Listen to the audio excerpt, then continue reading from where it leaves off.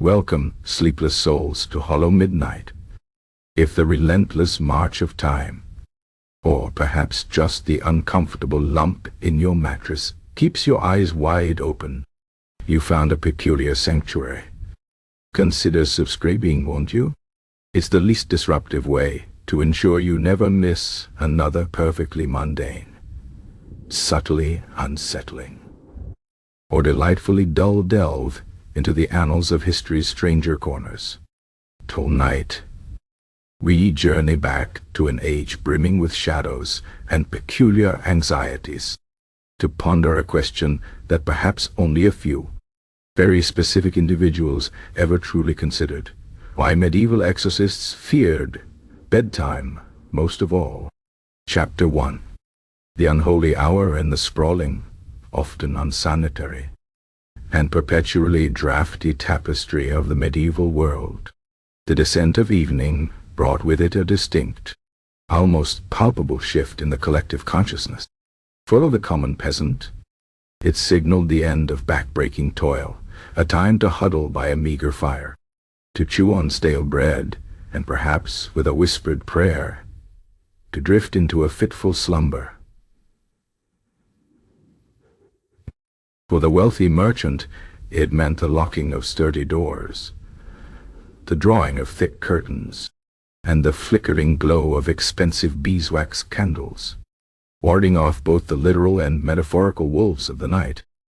Even for the cloistered monks, evening offered a prescribed rhythm of vespers and compline, a final, calming descent into the quiet sanctity of their cells, punctuated only by the distant hoot of an owl or the skittering of a rat in the rafters. But for a very particular, often overlooked and perpetually exhausted subset of the clerical order, for the medieval exorcist, the encroaching dusk was not a signal for rest, but rather a chilling, almost bureaucratic premonition of work yet to come, peculiar dread that settled in the very marrow of their bones.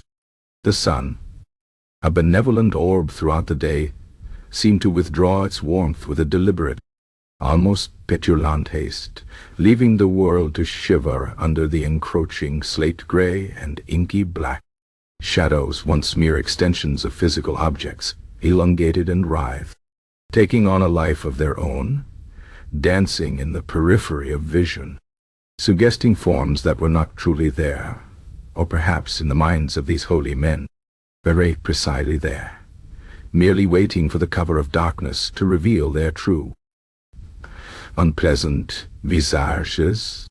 It was a time when the very air grew heavy, not just with the dampness of night, but with an unspoken expectation, a subtle hum of malevolent energy that only those attuned to the unseen currents of the world could truly perceive. They called it, quite simply, the unholy hour, though it was less an hour and more a prolonged, teeth-gritting vigil that stretched from the last vestiges of twilight well into the pre-dawn gloom. Consider, if you will, the venerable Brother Cuthbert, a man whose weary eyes had seen more contorted faces and heard more blasphemous utterances than any man should reasonably be expected to endure in a single lifetime, let alone a career. As the distant peal of the Angelus bell faded into the deepening twilight, signifying the transition from day to dusk, Brother Cuthbert did not feel the comforting pull of his palate. Instead, a familiar knot tightened in his stomach, a distinct sensation that had nothing to do with the meager supper of thin gruel he had just consumed. It was the peculiar dread of the nocturnal shift, the understanding that while the common folk sought their beds, the forces of the underworld were merely clocking in, preparing their insidious assaults.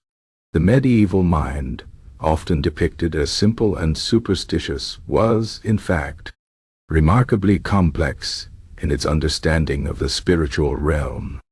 They did not merely believe in demons, they meticulously catalogued them, attributed specific domains to them, and even, in the more academic texts, pondered their precise celestial hierarchy and bureaucratic structure.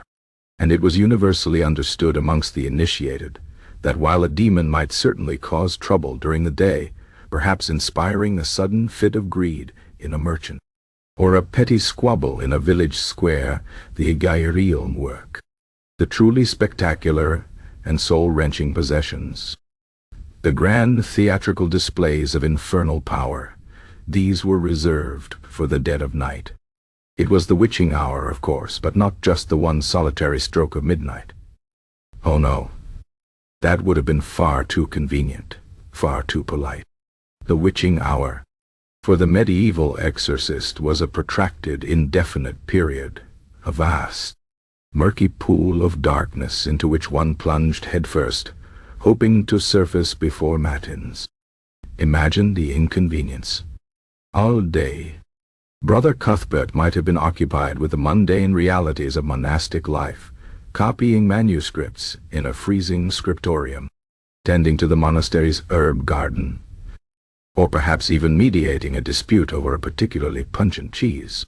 His mind, though constantly aware of the spiritual battlefield, was largely engaged with terrestrial concerns. But as the last sliver of sun dipped below the horizon, and the first shiver of true darkness permeated the stone walls of the abbey, an invisible gong seemed to strike within his soul. It was the call to arms, not of a knight on a charger, but of a tired cleric clutching a crucifix and a flask of holy water, preparing to negotiate with entities that had existed since before the dawn of creation, all while battling a growing urge to yawn. There was a peculiar, almost dark humor in the situation, though few medieval exorcists likely found it amusing at the time. The demons, it seemed, had a very poor sense of timing.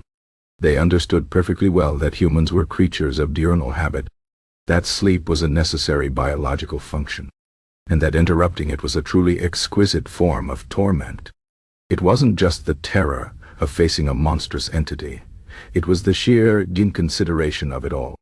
To be roused from a fleeting moment of peace, to stumble through the echoing, unlit corridors of a medieval infirmary, a cold wind snaking up one's habit, only to be met with the high-pitched shriek of a possessed tailor or the guttural growl of a farmer spewing Latin backwards while levitating slightly above his cot. It was enough to test the patience of a saint, let alone a chronically sleep-deprived clergyman. The very air itself seemed to thicken with anticipation. Sounds that were innocuous by day took on sinister overtones by night. The rustling of leaves outside a window became the whisper of unseen presences. The creak of old timbers in the monastery roof transformed into the groans of the damned. Even the incessant chirping of crickets could, to an overtaxed mind, morph into a cacophony of mocking, ethereal laughter.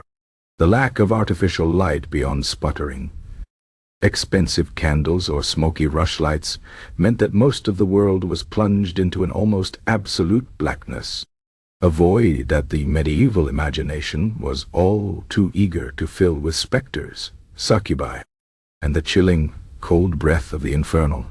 For the exorcist, this wasn't mere superstition, it was a daily, or rather, a nightly occupational hazard.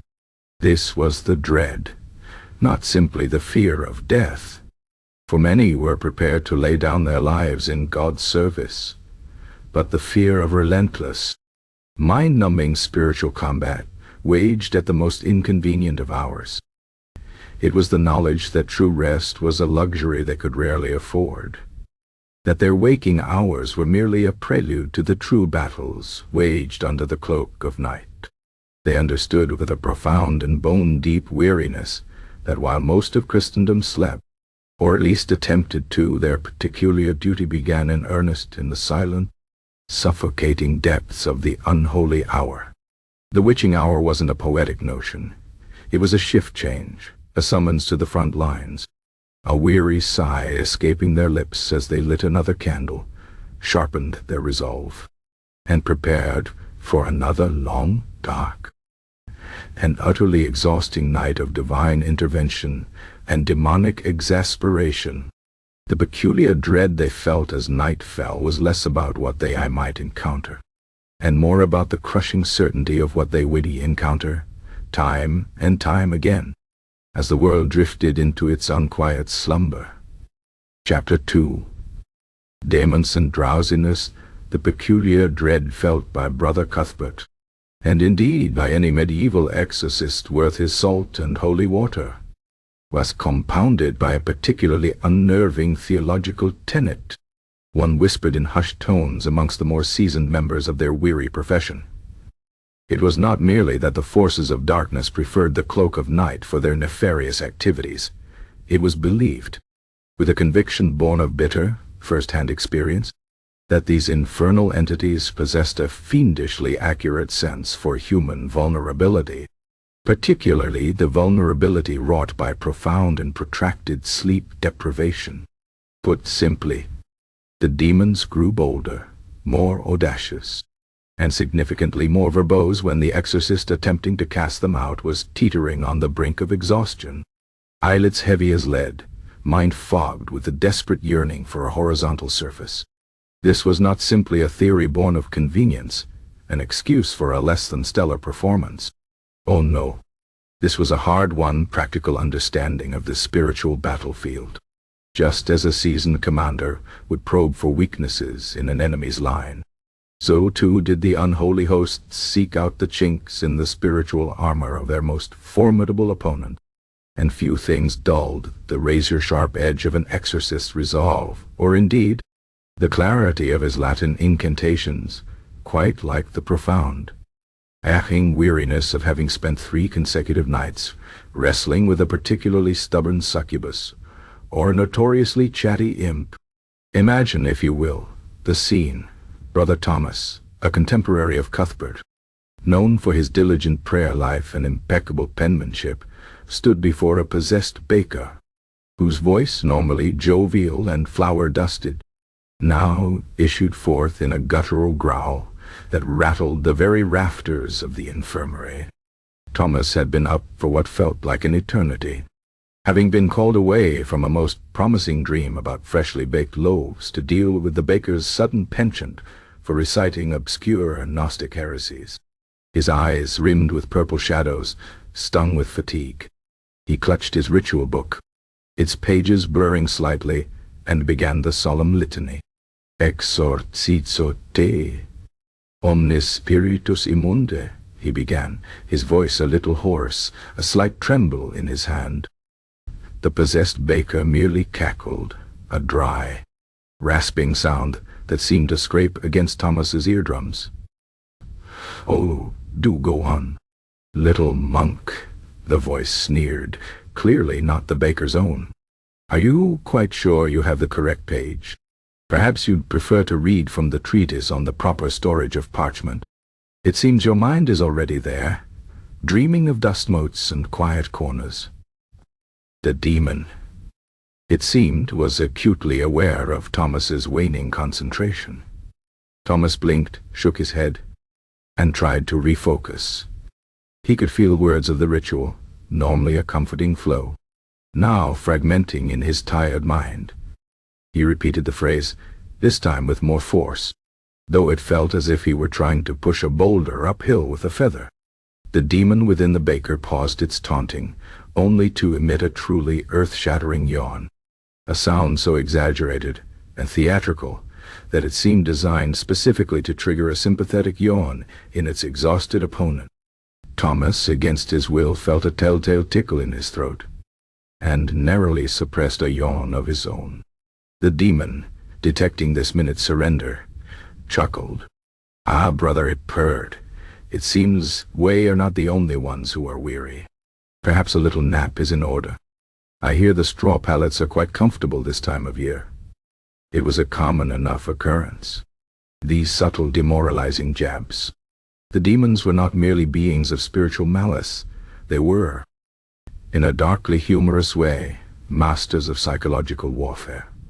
They understood the human condition, its frailties, and its fundamental need for rest, and they exploited it with a relish that bordered on professional pride. There were countless anecdotes passed down amongst the more cynical exorcists, of rituals derailed by an ill-timed snore from the holy man, or a sudden, uncontrollable twitch of the head as he battled the irresistible urge to nod off.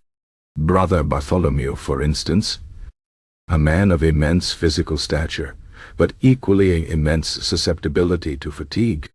Once notoriously fell asleep mid-exorcism. The story, recounted with a mix of horror and morbid amusement, claimed he had been battling a particularly indolent demon that had possessed a local tavern keeper, rendering him incapable of pouring ale without falling into a stupor himself. Bartholomew had been at it for nearly 24 hours, chanting, sprinkling, and enduring a barrage of highly personal insults from the demonic entity. At last, in the middle of a particularly potent passage from the Gospel of John, Bartholomew's eyes had simply rolled back in his head, and he had slumped forward, snoring gently, crucifix still clutched in his hand. The demon, far from being vanquished, had then, according to the legend, simply switched its torment to a less rigorous form. It had apparently used the tavern keeper's body to wander the monastery, rearranging the monks' sandals, hiding their prayer books, and even, most shockingly, replacing the holy water in the font with ordinary well water. When Bartholomew finally awoke, stiff and disoriented, he found the entire monastery in a state of bewildered chaos, and the tavern keeper still possessed, albeit in a considerably more mischievous, rather than violent, manner. It took another 3 days, and a considerably more rested Bartholomew, to finally dislodge the prankster demon. Such tales, while perhaps embellished by the passage of time and the natural human inclination towards exaggeration, served as stark warnings. A tired exorcist was a compromised exorcist. The efficacy of their prayers, the potency of their blessings, the very spiritual authority of their office, all were perceived to diminish in direct proportion to the bags under their eye. It was a cruel irony.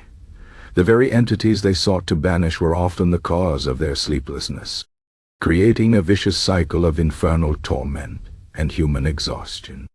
The medieval treatises on exorcism, surprisingly detailed and often quite dry, contained numerous cautions about the exorcist's state of mind and body.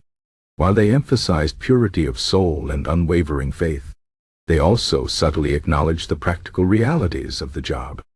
One obscure marginal note in the particularly ancient text from a Benedictine monastery in Francia, barely legible due to centuries of dampened use, simply stated, "Vigilance is key, but a nodding head opens the door for many a subtle fiend." It was a wry observation, perhaps penned by an exorcist who had personally experienced the indignity of having a demon mock his drooping eyelids. And the demons, it was believed, were not only bolder but also more eager creative in their mischief when facing a weary opponent. A well-rested exorcist might face a standard array of blasphemies and contortions. A sleep-deprived one might find himself targeted by more insidious, psychologically draining tactics. The demon might begin to whisper enticing suggestions of sleep, describe in vivid detail the comfort of a warm bed, or even lull the exorcist with rhythmic, almost hypnotic chants that mimicked the gentle lapping of waves or the soft whisper of wind through trees. Anything to distract, to tempt, to lower the spiritual guard. Brother Elias, a man of quiet disposition and prodigious memory, once recounted his own brush with a particularly cunning demonic entity that had possessed a young novice. Elias had been battling it for 2 nights straight, the novice convulsing and spewing venomous curses in a bizarre dialect no living soul should have known.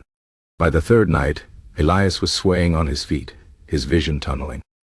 The demon, sensing its advantage, stopped its usual theatrics. Instead, it spoke in a soft, almost empathetic voice, mimicking the gentle tone of the novice's own mother. "Oh, my poor Elias," it crooned, "you look utterly spent. Why don't you just rest your eyes for a moment? Just a tiny moment. The Lord understands. He would not wish you to suffer so. There is no urgency. I shall wait patiently. We can continue this conversation in the morning, when you are refreshed." Elias later confessed that it was the most terrifying thing the demon had done, far more unsettling than any shriek or physical violence. The sheer, seductive offer of rest, delivered with such an unnerving approximation of human concern, was almost irresistible.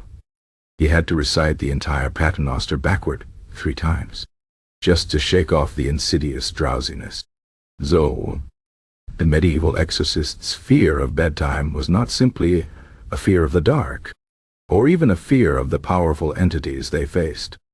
It was a profoundly practical, and often darkly humorous, understanding of their own human limitations. They knew that as their eyelids grew heavy, as their thoughts became muddled, as their very bodies screamed for repose, the unseen adversaries of the night found their most opportune moment to strike. The battlefield of the soul was not just one of faith and will, but also of raw, grinding endurance against a foe that delighted in exploiting the most basic and unavoidable of human needs. Sleep, for the medieval exorcist, was not just a biological necessity, it was a weapon that could be turned against them, an opening for the enemy, and thus a source of constant, weary dread. It was enough to make even the holiest of men pray for a swift, painless, and demon-free night's rest, a luxury they knew rarely granted. Chapter 3.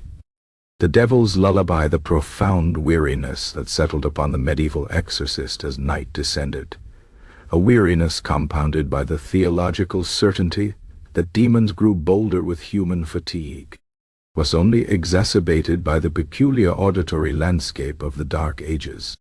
In an era devoid of the constant hum of electricity, the distant rumble of traffic, or the chirping cacophony of modern electronics, the nights were extraordinarily, profoundly quiet. And into that vast echoing silence, every single sound, no matter how mundane, was amplified, distorted, and for the perpetually vigilant exorcist, often tragically misinterpreted. What might have been, to a less spiritually attuned or less utterly exhausted individual, the mere creak of a settling timber or the distant hoot of an owl, became, in the mind of a medieval exorcist, a chilling whisper from the abyss, a malevolent chuckle, or the insidious scratching of a fiend at the very fabric of reality. This was the devil's lullaby, a symphony of deceptive banalities designed not to soothe, but to keep the soul eternally on edge. Consider the monastery of Saint Alaric, a venerable stone edifice perched precariously on a windswept hill. Within its ancient walls resided Brother Anselm, an exorcist whose reputation for piety was almost matched by his prodigious capacity for anxiety. As the moon cast long, skeletal shadows across the flagstone corridors, Anselm would lie upon his unforgiving pallet, ostensibly attempting to snatch a few precious hours of sleep. But sleep, for Anselm, was a fleeting, skittish thing, easily startled away by the orchestra of the night. A soft creaking from the ceiling beams above his head, a sound as old as the monastery itself, was rarely just the strain of ancient wood. Oh no. To Anselm's primed ears, it was the subtle shifting of an unseen weight, perhaps a minor imp attempting to gain purchase in the rafters, preparing to drop onto his bed and whisper temptations of a second helping of stew, or perhaps it was a more substantial demon, testing the structural integrity of the sacred building, a slow, methodical confump, followed by another, as if some invisible giant were mapping out the weaknesses in the monastery's divine defenses. Anselm would often find himself holding his breath, straining to discern if the creaking had a rhythm, a pattern, anything that might betray an intelligent, malevolent hand at work, rather than mere physics. More often than not, it was just the house settling, a fact that brought not relief, but a fresh wave of irritation. Even the U-house conspired against his rest, it seemed.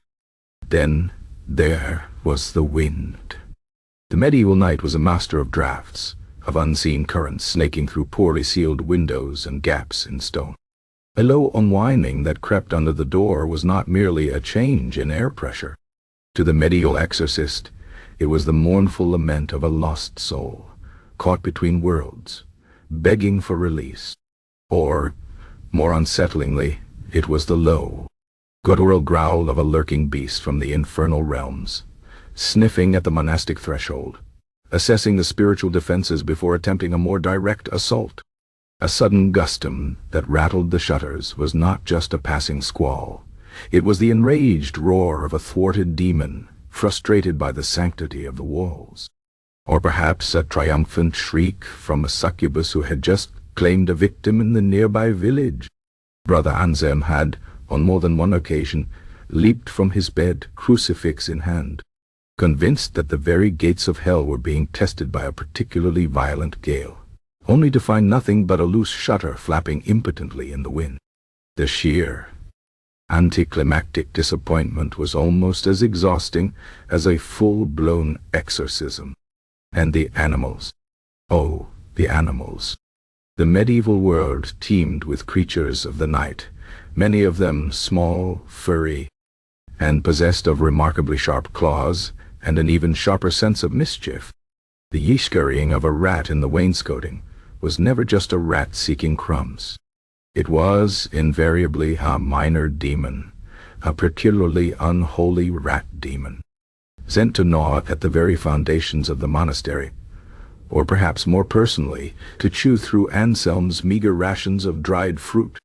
The eye-skittering of a mouse across the floorboards in the scriptorium, heard even from his distant cell, could only be an imp, making off with a precious piece of parchment, perhaps to rewrite a sacred verse into something blasphemous.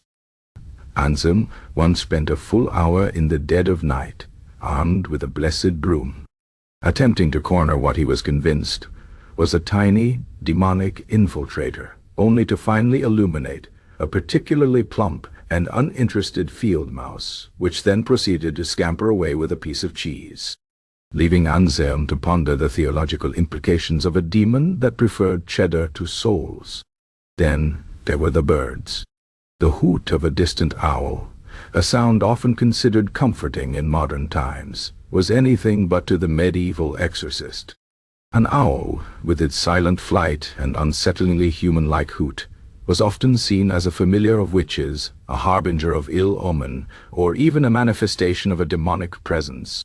That resonant "ooh-hoo" was not the call of nature. It was a mocking laugh, a whispered incantation, or a signal to other, more formidable entities that a particular soul was ripe for torment. Brother Anselm once spent a tense hour in his cell, listening to an owl, convinced it was reciting backwards Latin, when it was merely a rather persistent creature attempting to attract a mate. The sheer mundaneness of the explanation was almost offensive to his finely tuned paranoia. Even the most subtle of sounds could trigger an internal alarm.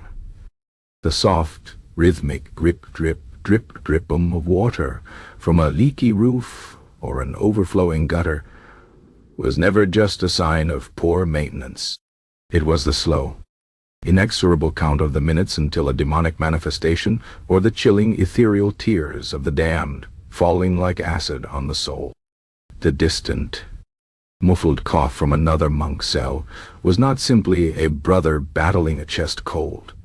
It was the stifled gasp of a soul under attack, or the clearing of a demonic throat before an outburst of blasphemy. Every single sound, no matter how commonplace, was filtered through a sieve of suspicion, twisted into something sinister by a mind that had witnessed unspeakable horrors and was perpetually exhausted from battling them. The great irony, of course, was that this relentless auditory vigilance often led to a less sleep, creating a self-fulfilling prophecy. The more an exorcist feared the deceptive sounds of the night, the more he listened, the more he interpreted, and the less he rested.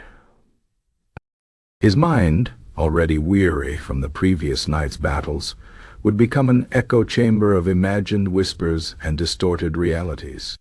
The very silence of the medieval night, a potential balm for the soul, became instead a canvas upon which the tired, fearful mind projected its deepest anxieties. The absence of noise was as terrifying as its presence, for it implied a subtle, unseen enemy at work, or the eerie calm before a storm of infernal activity.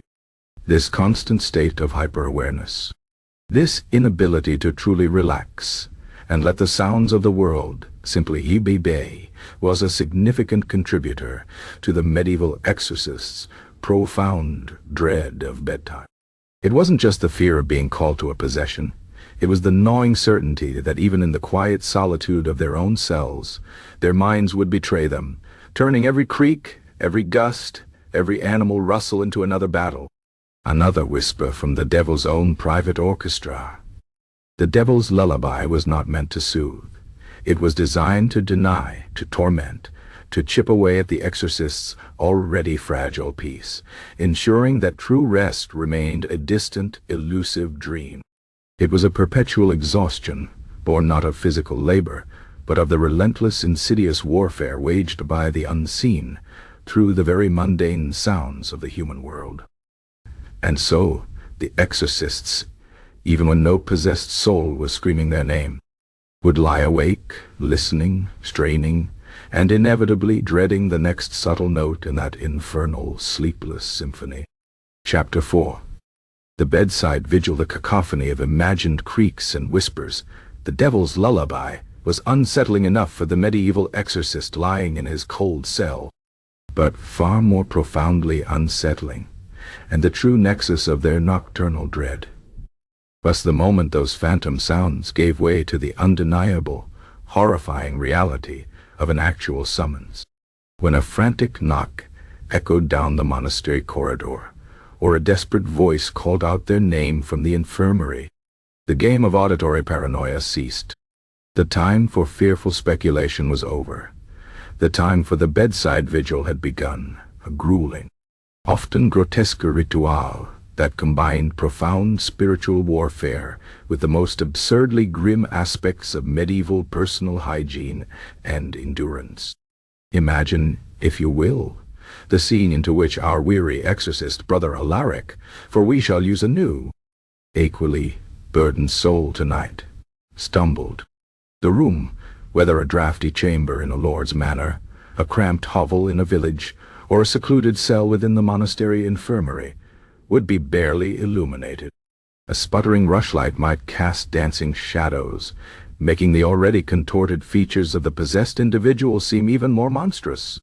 The air would be thick, a pungent cocktail of fear, unwashed bodies, stale sweat, and whatever foul effluvia the demonic presence had prompted the afflicted to expel. There was no grandeur here, no dramatic spotlight, only the intimate, squalid reality of a soul in torment and a man of God about to embark on a truly unpleasant, utterly undignified battle. The first act of the bedside vigil was often simply approaching the possessed. This was not a task for the faint of heart, or indeed for those with a delicate sense of smell. The medieval records, sparse as they are on the practicalities, hint at truly spectacular bouts of projectile vomiting, often of objects that had no business being inside a human body: nails, glass, live toads, rusty keys. Brother Alaric, having spent the day meticulously copying scripture, would find himself dodging a stream of bile that smelled suspiciously of sulfur and bad intentions. He would try to position himself strategically, far enough to avoid direct impact, yet close enough for the ritual to be effective. It was a macabre dance, a spiritual ballet of avoidance and engagement, all while trying to remember the precise Latin phrasing for cease spewing forthwith. Foul fiend. Once in position, the lengthy, physically demanding rituals began. The exorcist would hold his crucifix aloft, its weight becoming increasingly significant as the hours dragged on. He would begin the formal litanies, a series of prayers and commands delivered in Latin, the language of the church, and conveniently one that demons were said to despise. But these were not quick prayers. Oh no, these were epic recitations, sometimes involving entire psalms, passages from the Gospels, and lengthy, intricate formulas specifically designed to irk, irritate, and eventually expel the infernal tenant. Brother Alaric might start with a clear, resonant voice, imbued with the authority of his office. Exorcizo te, omnis spiritus immunde, he would intone, the words echoing slightly in the cramped space. The possessed, bound to a chair or bed to prevent them from harming themselves or others, would typically respond with a barrage of blasphemy, insults, or disturbing prophecies. Their physical reactions would be equally disturbing. Violent thrashing, guttural growls, unnatural contortions that made the bones crack audibly. Alaric would have to maintain a steady stance, his arm growing tired, his voice hoarse, his patience slowly eroding like an old stone gargoyle in the rain. Then came the holy water. This was not a delicate sprinkling from a tiny vial. Medieval exorcists were known to employ holy water with a certain liberality. It was splashed, poured, even sometimes thrown with considerable force upon the possessed. Imagine standing for hours, chanting, while periodically dousing a thrashing, screaming individual with cold water in a poorly heated room. The exorcist himself would often become quite damp, the chill seeping into his bones, further exacerbating his already profound fatigue. And the demons, it was said, found this deeply offensive, responding with increased violence or particularly pungent smells, adding to the general miasma of the room. It was less a sacred rite and more a holy waterboarding, for both parties involved. The use of the ritual book was another source of unexpected physical strain and grim comedy. These were often large, heavy tomes, thick with parchment and bound in stout leather. To hold such a book aloft, or even cradled in one arm, for hours on end, while simultaneously reading intricate Latin prayers in dim candlelight, was a feat of endurance in itself. The possessed, with their superhuman strength, might try to bat the book away, or worse, lean forward and attempt to bite it, leaving teeth marks on centuries-old scripture. Brother Alaric once recounted the tale of a possessed maiden who, with a horrifyingly precise spit, managed to land a gob of green phlegm squarely on the illuminated capital of a psalm, requiring hours of careful, prayerful cleaning after the demon was finally cast out. The indignity of it all. And let us not forget the other accoutrements. The stole, draped around the exorcist's neck, a symbol of his priestly authority, could become a convenient handhold for a struggling possessed individual, leading to sudden tugs and near-choking incidents. The censer, swung to fill the room with purifying incense, could prove surprisingly heavy, its smoke irritating to already tired eyes. And the application of holy relics, a fragment of a saint's bone, a sliver of the true cross directly to the afflicted, meant getting uncomfortably close to the source of the demonic torment, often resulting in bites, scratches, or more projectile bodily fluids.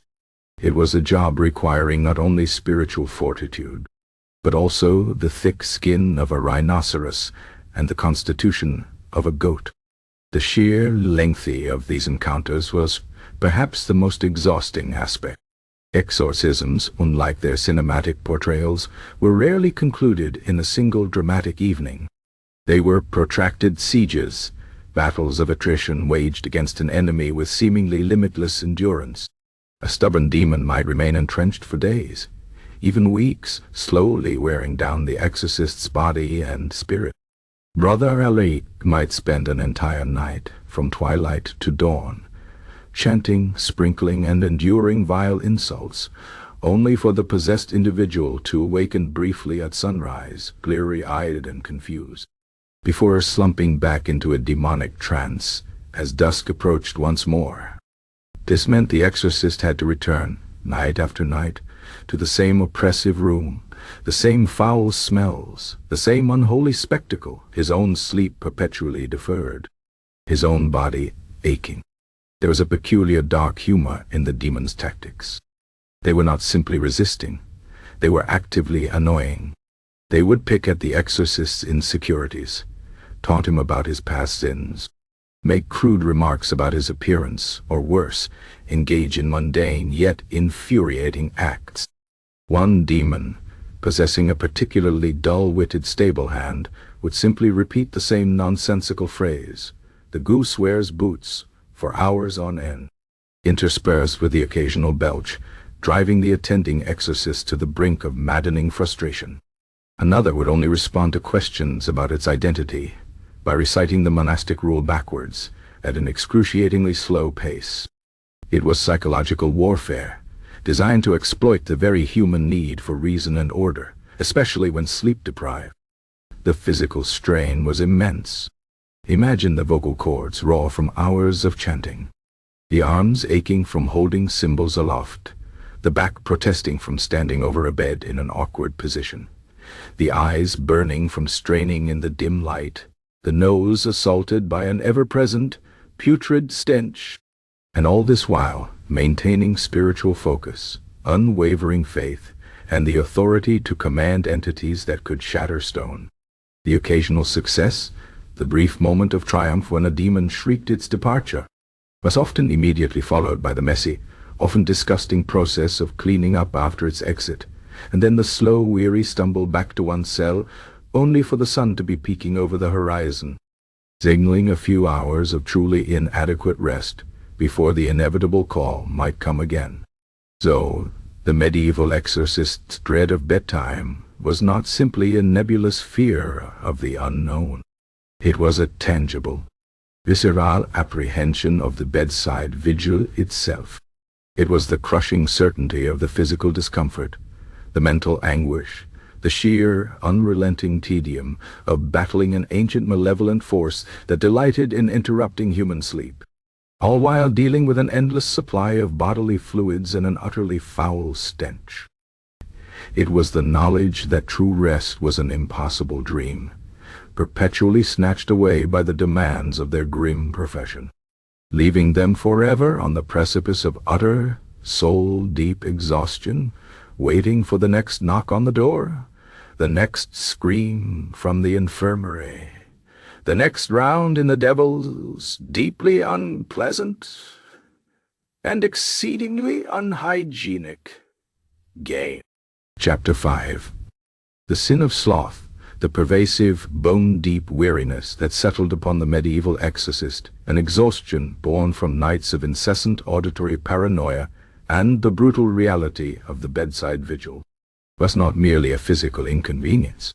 Oh no, for the deeply devout mind it carried a far more insidious and terrifying spiritual burden. The specter of the sin of sloth. In an age where the Church meticulously catalogued every deviation from righteous conduct, where sins were not merely missteps but active assaults upon the divine order, the inability to remain vigilant, the insidious creeping desire for rest, was not viewed as a simple physiological response to extreme deprivation. Instead, it was often interpreted as chasedia, a spiritual torpor, a dangerous apathy that chilled the soul and opened the very gates of the spirit to diabolical influence. This was the final, crushing layer of dread, the fear that the very exhaustion induced by fighting demons could itself become a damning sin. Consider Brother Peregrine, a man whose earnest devotion was almost painful in its intensity. He had spent 3 consecutive nights attempting to dislodge a particularly obstinate succubus from a local miller's wife. The miller's wife, a woman previously known for her gentle demeanor and prodigious baking skills, now spoke in a voice like grinding stones, her eyes rolling unnervingly, her body contorting into shapes that defied the very laws of anatomy. Peregrine, his voice hoarse, his limbs stiff with cold and fatigue, was in the midst of the lengthy litany of saints when a wave of dizziness washed over him. His eyes, dry and burning, threatened to betray him, to simply slide shut, even for a fleeting, desperate moment. In that instant, a terrifying thought, far more chilling than any demonic growl, pierced his mind. Chasedia, the sin of sloth. Was this not the very trap the devil set for the weary soul? To tempt the servant of God into spiritual idleness, to lull him into a state of indifference that would allow the forces of evil to gain the upper hand. It was an absurd, cruel paradox. Peregrine was on the front lines of spiritual warfare, actively engaged in a monumental struggle against the very architects of sin. Yet the natural consequence of his heroic efforts, utter exhaustion, was itself deemed a potential moral failing. He might be sacrificing his body, his voice, his very sanity for God, but if he dared to nod off, even for a second, he risked damning his soul for sloth. The irony, a bitter, biting thing, would have been hilarious had he possessed the energy to laugh. The church teachings on sloth were clear and unyielding. It was not mere physical laziness, but a spiritual apathy, a disinterest in the divine, a reluctance to engage in prayer or righteous works. How, then, was an exorcist, wrestling with a possessed peasant in a dimly lit hovel at 3 a.m., meant to reconcile the aching need for sleep with the spiritual imperative for ceaseless vigilance? Every drooping eyelid, every involuntary sag of the shoulders, every desperate yawn felt less like a natural human reaction and more like a personal betrayal, a weakness that the demons, with their fiendish insight, would surely exploit. They were already taunting him about his exhaustion. What if they saw his inward struggle against sloth and pressed their advantage, whispering temptations of comfortable beds and uninterrupted dreams?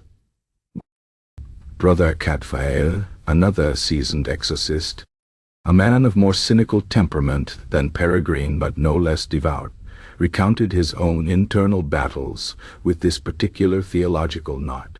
He was once engaged in a night-long struggle with an entity that delighted in making the possessed individual sing Gregorian chants off-key and at ear-splitting volume.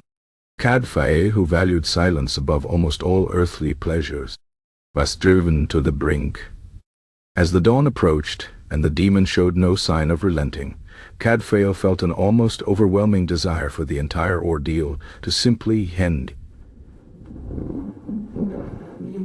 He fantasized about his simple monastic cell, about the rough comfort of his straw pallet, and then the crushing guilt.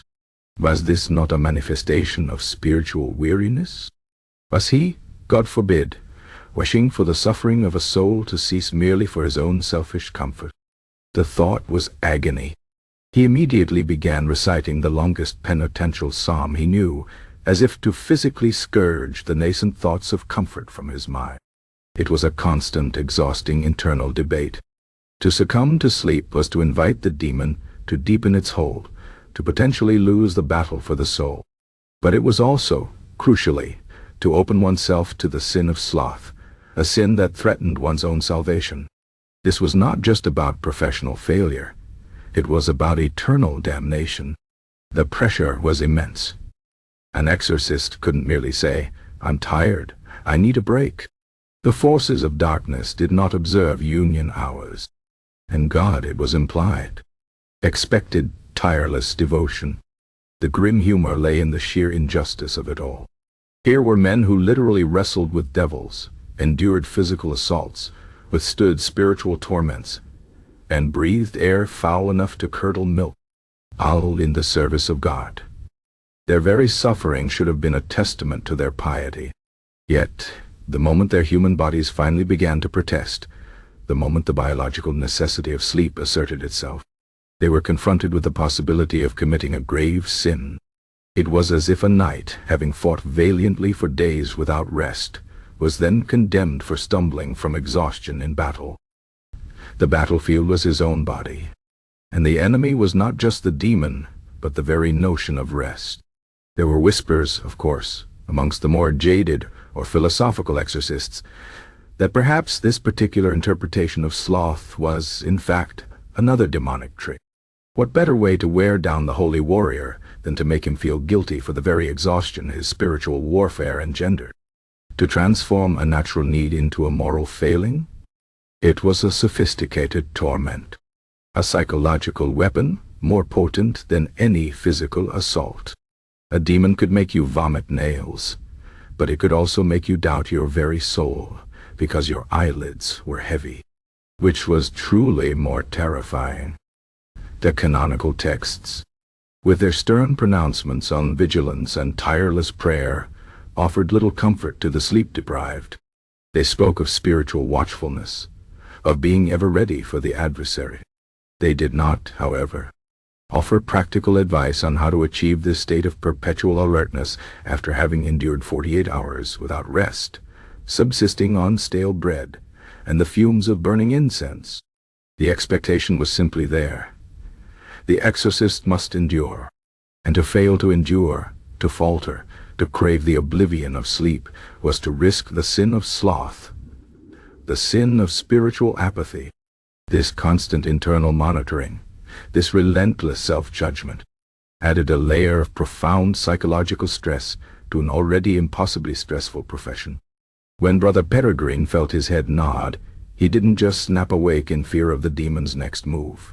He also snapped awake with a jolt of spiritual terror, chastising himself for his weakness, for his lapse in vigilance, for allowing the insidious tendrils of Jasedii to even approach his soul. He would immediately redouble his efforts, chanting louder, sprinkling holy water with renewed vigor, forcing his exhausted body to obey his unyielding spirit, all the while praying not just for the possessed soul, but for his own weary, tempted soul. The dread of bedtime for the medieval exorcist was therefore a multifaceted thing. It was the anticipation of the unholy hour, the knowledge that demons grew bolder with human fatigue, the terrifying cacophony of the devil's lullaby, and the grueling physical and sensory assault of the bedside vigil. But perhaps most profoundly, it was the internal, self-inflicted torment of the sin of sloth. It was the fear that by merely being human, by possessing the fundamental need for rest, they were susceptible to a spiritual failing that could jeopardize their eternal salvation, even as they fought tooth and nail to secure the salvation of others. It meant that even in the quiet of their cells, their minds were never truly at peace, perpetually battling not just the external forces of darkness, but the insidious, internal whisper that told them their very exhaustion was a sin, a weakness, an unforgivable lapse in God's tireless service. It was enough to make one pray for the swift coming of the Last Judgment, if only to finally get some uninterrupted sleep. Chapter 6. Dreams or Possessions. The cumulative weight of the unholy hour, the emboldened demons, the deceiving cacophony of the devil's lullaby, and the grueling physical and spiritual toll of the bedside vigil, all compounded by the chilling specter of the sin of sloth, led to a final, truly insidious torment for the medieval exorcist, a complete and utterly terrifying blurring of the line between a mere nightmare and an actual demonic visitation. For these perpetually exhausted men, even the elusive promise of sleep offered no true sanctuary. Their minds, already hypervigilant and steeped in the lore of infernal machinations, transformed the mundane anxieties of the human subconscious into a fresh nocturnal battleground, rife with darkly humorous cases of mistaken identity. Consider Brother Bartholomew, the same unfortunate soul who had once famously dozed off mid-exorcism, allowing a demon to redecorate the monastery with mischievous intent. Bartholomew, after his public humiliation and subsequent rigorous penance, had redoubled his efforts to remain alert.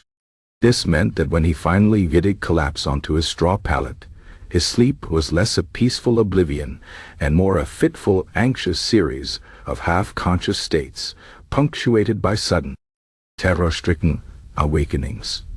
One particular night, having endured an arduous 20-hour session with a possessed village elder who could only communicate in a series of guttural pig squeals and blasphemous oinks, Bartholomew finally sought his cell. He drifted off, only to be plunged into a vivid, agonizing dream. In this dream, a grotesque, shadowy figure, all claws and leathery wings, loomed over him, its eyes glowing with malevolent intent. It hissed ancient, forgotten words, words that seemed to curdle the very air. Bartholomew, even in his dream state, knew this was an incubus, a night demon come to torment his soul. He thrashed, he struggled. He tried to recite the Pater Noster, but his tongue felt thick and useless. The demon's oppressive weight pressed down on him, stealing his breath. He awoke with a gasp, drenched in sweat, his heart hammering against his ribs like a trapped bird. His eyes snapped open, darting wildly around his small, dark cell. The air he felt heavy, thick with unseen presences. He could still hear the faint, guttural hissing. The oppressive weight still seemed to be settling upon his chest. Convinced he was under direct attack, he scrambled from his pallet, fumbling for his crucifix and sprinting towards the infirmary, ready to exorcise whatever foul fiend had dared to invade his sacred sleep.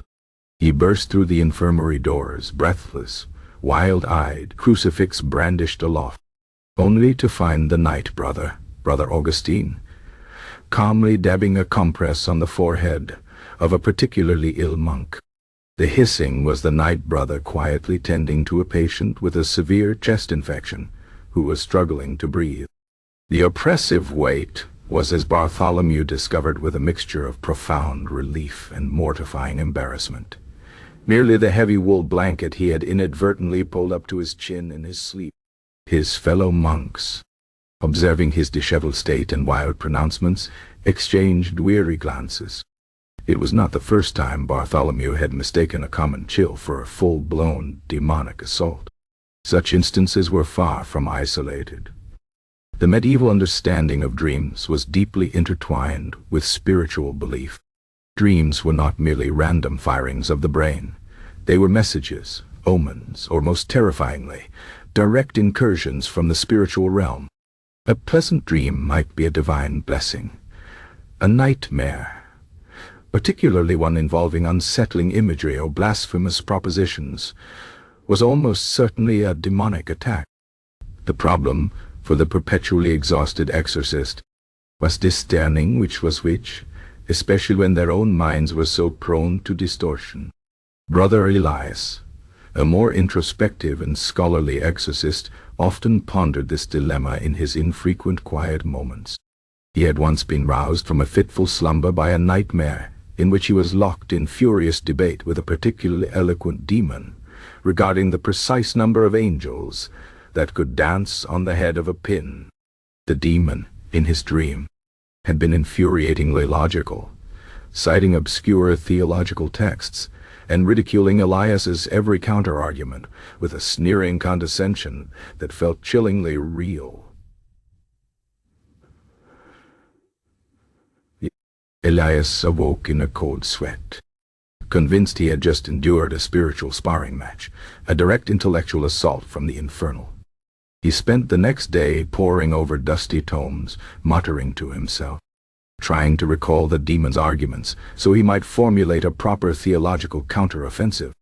It was only when a fellow monk, Brother Gregory, playfully nudged him and remarked upon Elias's unusual obsession with angelic epistemology that Elias realized with a groan that he had likely just dreamt of a particularly frustrating scholastic debate he'd overheard weeks prior, imbued with the heightened paranoia of a sleep-deprived mind. The demon's arguments were merely a distorted echo of an academic squabble. The realization brought not solace, but a fresh wave of self-recrimination.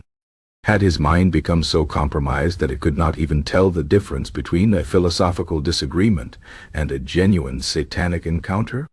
The body, too, played its part in these nocturnal deceptions. The poor diet of the medieval peasant, and indeed the monk, often led to indigestion, gas, and a variety of internal rumblings. To a mind primed to detect demonic presences, a particularly vigorous stomach cramp might be interpreted as a demon attempting to escape the body from an unconventional orifice. A loud, involuntary belch in the dead of night, especially after a heavy meal of beans, might send an exorcist scrambling for his holy water, convinced he had just heard the unmistakable flatulence of a minor imp. The sheer indignity of mistaking one's own bodily functions for the work of the devil was a cross many exorcists silently bore. There was the unfortunate case of Brother Cuthbert. Yes, he reappears often in these tales of woe, who, after a particularly potent supper of cabbage and pickled herring, awoke convinced a small, chittering demon was trapped beneath his blanket, trying to burrow its way out through his lower extremities. He spent a frantic quarter-hour shouting Latin imprecations at his own digestive system, only to be relieved and profoundly mortified by a rather explosive emission of natural gas. His cellmate, Brother Alfred, a man with the patience of a saint and the nose of a bloodhound, merely offered a dry observation. "Brother, perhaps a smaller portion of the pickled herring next time, lest Beelzebub take up residence in your colon." The fear of making such a mistake was profound. To call a false alarm was not just embarrassing. It could be seen as a lapse in spiritual discernment, a sign of weakness that the real demons might then exploit. Conversely, to dismiss a genuine demonic visitation as a mere nightmare would be a catastrophic failing, leaving a soul vulnerable to infernal predation. This tightrope walk across the blurred line between the mundane and the supernatural was a source of constant, gnawing anxiety. Even if an exorcist did manage a few hours of uneasy sleep, he awoke never truly certain if his experiences had been the product of his own exhausted mind or a genuine battle on the astral plane. This uncertainty bled into their waking hours, making them jumpy and perpetually on edge. Every shadow seemed to coalesce into a sinister form. Every whisper of wind sounded like a demonic insinuation. The very act of closing their eyes at night became a terrifying gamble. Would they find rest, or merely trade one form of demonic engagement for another, often more confusing, form? The lack of genuine, uninterrupted, and egg-safe sleep was a profound spiritual and psychological torment. It meant the exorcist was never truly off duty, never truly unburdened. The battlefield extended into their very dreams, turning the one place where respite should be found into another arena for ceaseless, ambiguous conflict. The devil's cruelest lullaby was not just the misinterpreted noises of the night, but the complete corruption of the very concept of rest, transforming dreams into potential possessions, and making true peace an impossible, longed-for luxury. It was a condition that ensured medieval exorcists feared bedtime most of all, for it offered only the illusion of peace, swiftly shattered by the terrifying question: was that truly a dream, or was it merely the opening salvo of the next long, dark night? Chapter 7. The midnight oil, the medieval exorcist, already wrestling with the unholy hour, the emboldened audacity of sleep-deprived demons, the insidious whispers of the devil's lullaby, the physical and sensory onslaught of the bedside vigil, and the crushing spiritual burden of the sin of sloth, found yet another layer of torment in the very tool meant to combat the encroaching darkness: artificial light. In an age utterly devoid of the reliable, steady illumination we take for granted, the flickering, spitting, and perpetually insufficient glow of candles, rushlights, and torches created a visual landscape that was less a source of comfort and more an active accomplice to their escalating paranoia. This was the true irony of the midnight oil. The very illumination they relied upon to see the demonic presence, to read their sacred texts, to navigate the suffocating blackness, simultaneously created a devilish theater of shadows, transforming mundane objects into monstrous forms and heightening their already frayed nerves to an unbearable pitch. Consider the common monastic candle. It was not the clean-burning, long-lasting paraffin marvel of later centuries. No, this was typically a tallow candle, rendered from animal fat, which meant it burned with a yellowish, greasy flame, often sputtering, sending up plumes of acrid smoke, and possessing a distinctly unpleasant odor of burnt animal. To an exorcist spending hours, perhaps even an entire night, in a confined space, this meant a constant assault on the senses. The air grew thick with a greasy soot, clinging to the back of the throat. The eyes, already strained from sleeplessness, would ache and water attempting to decipher blurred Latin script through the shimmering heat haze above the wick. The cost of precious beeswax candles, reserved for more solemn liturgical uses, meant that the average exorcist battling a possessed farmer would be illuminating his holy war with the cheapest, most unreliable form of light available. It was a humble, ignoble struggle, illuminated by a mere flicker. And it was that flicker, that constant restless dance of light and shadow, which proved to be the greatest torment. Imagine Brother Finian, a man known for his unflappable demeanor by day, now slumped over a makeshift table in a peasant's hovel, his large ritual book splayed open before him. A single guttering tallow candle stood precariously beside it, its flame wavering with every slight draught, every labored breath Finian took. The wall behind him, rough-hewn stone or plastered mud, became a canvas for the most terrifying of optical illusions. His own shadow, tall and gaunt, would writhe and stretch, transforming into a gargantuan horned fiend, its arm elongating impossibly as Finian reached for his vial of holy water. A slight shift in his posture would send the shadow's head rearing back, its jaw opening in a silent, monstrous scream. Finian would flinch, his heart ceasing in his chest, only to realize with a weary sigh and a profound sense of self-loathing that it was merely the distorted projection of his own weary frame. Yet the seed of doubt was always there. What if this time it wasn't just a shadow? What if the demon was using his own form to mock him, to play tricks on his exhausted mind? Objects in the room, seemingly innocuous by day, took on menacing new identities under the capricious glow. A stack of firewood in the corner became a huddled mass of impish figures, their knobby limbs seemingly twitching in the periphery of vision. A sack of flour, leaning against the wall, appeared to swell and breathe, its white surface momentarily transforming into a leering spectral face before resolving back into mundane burlap.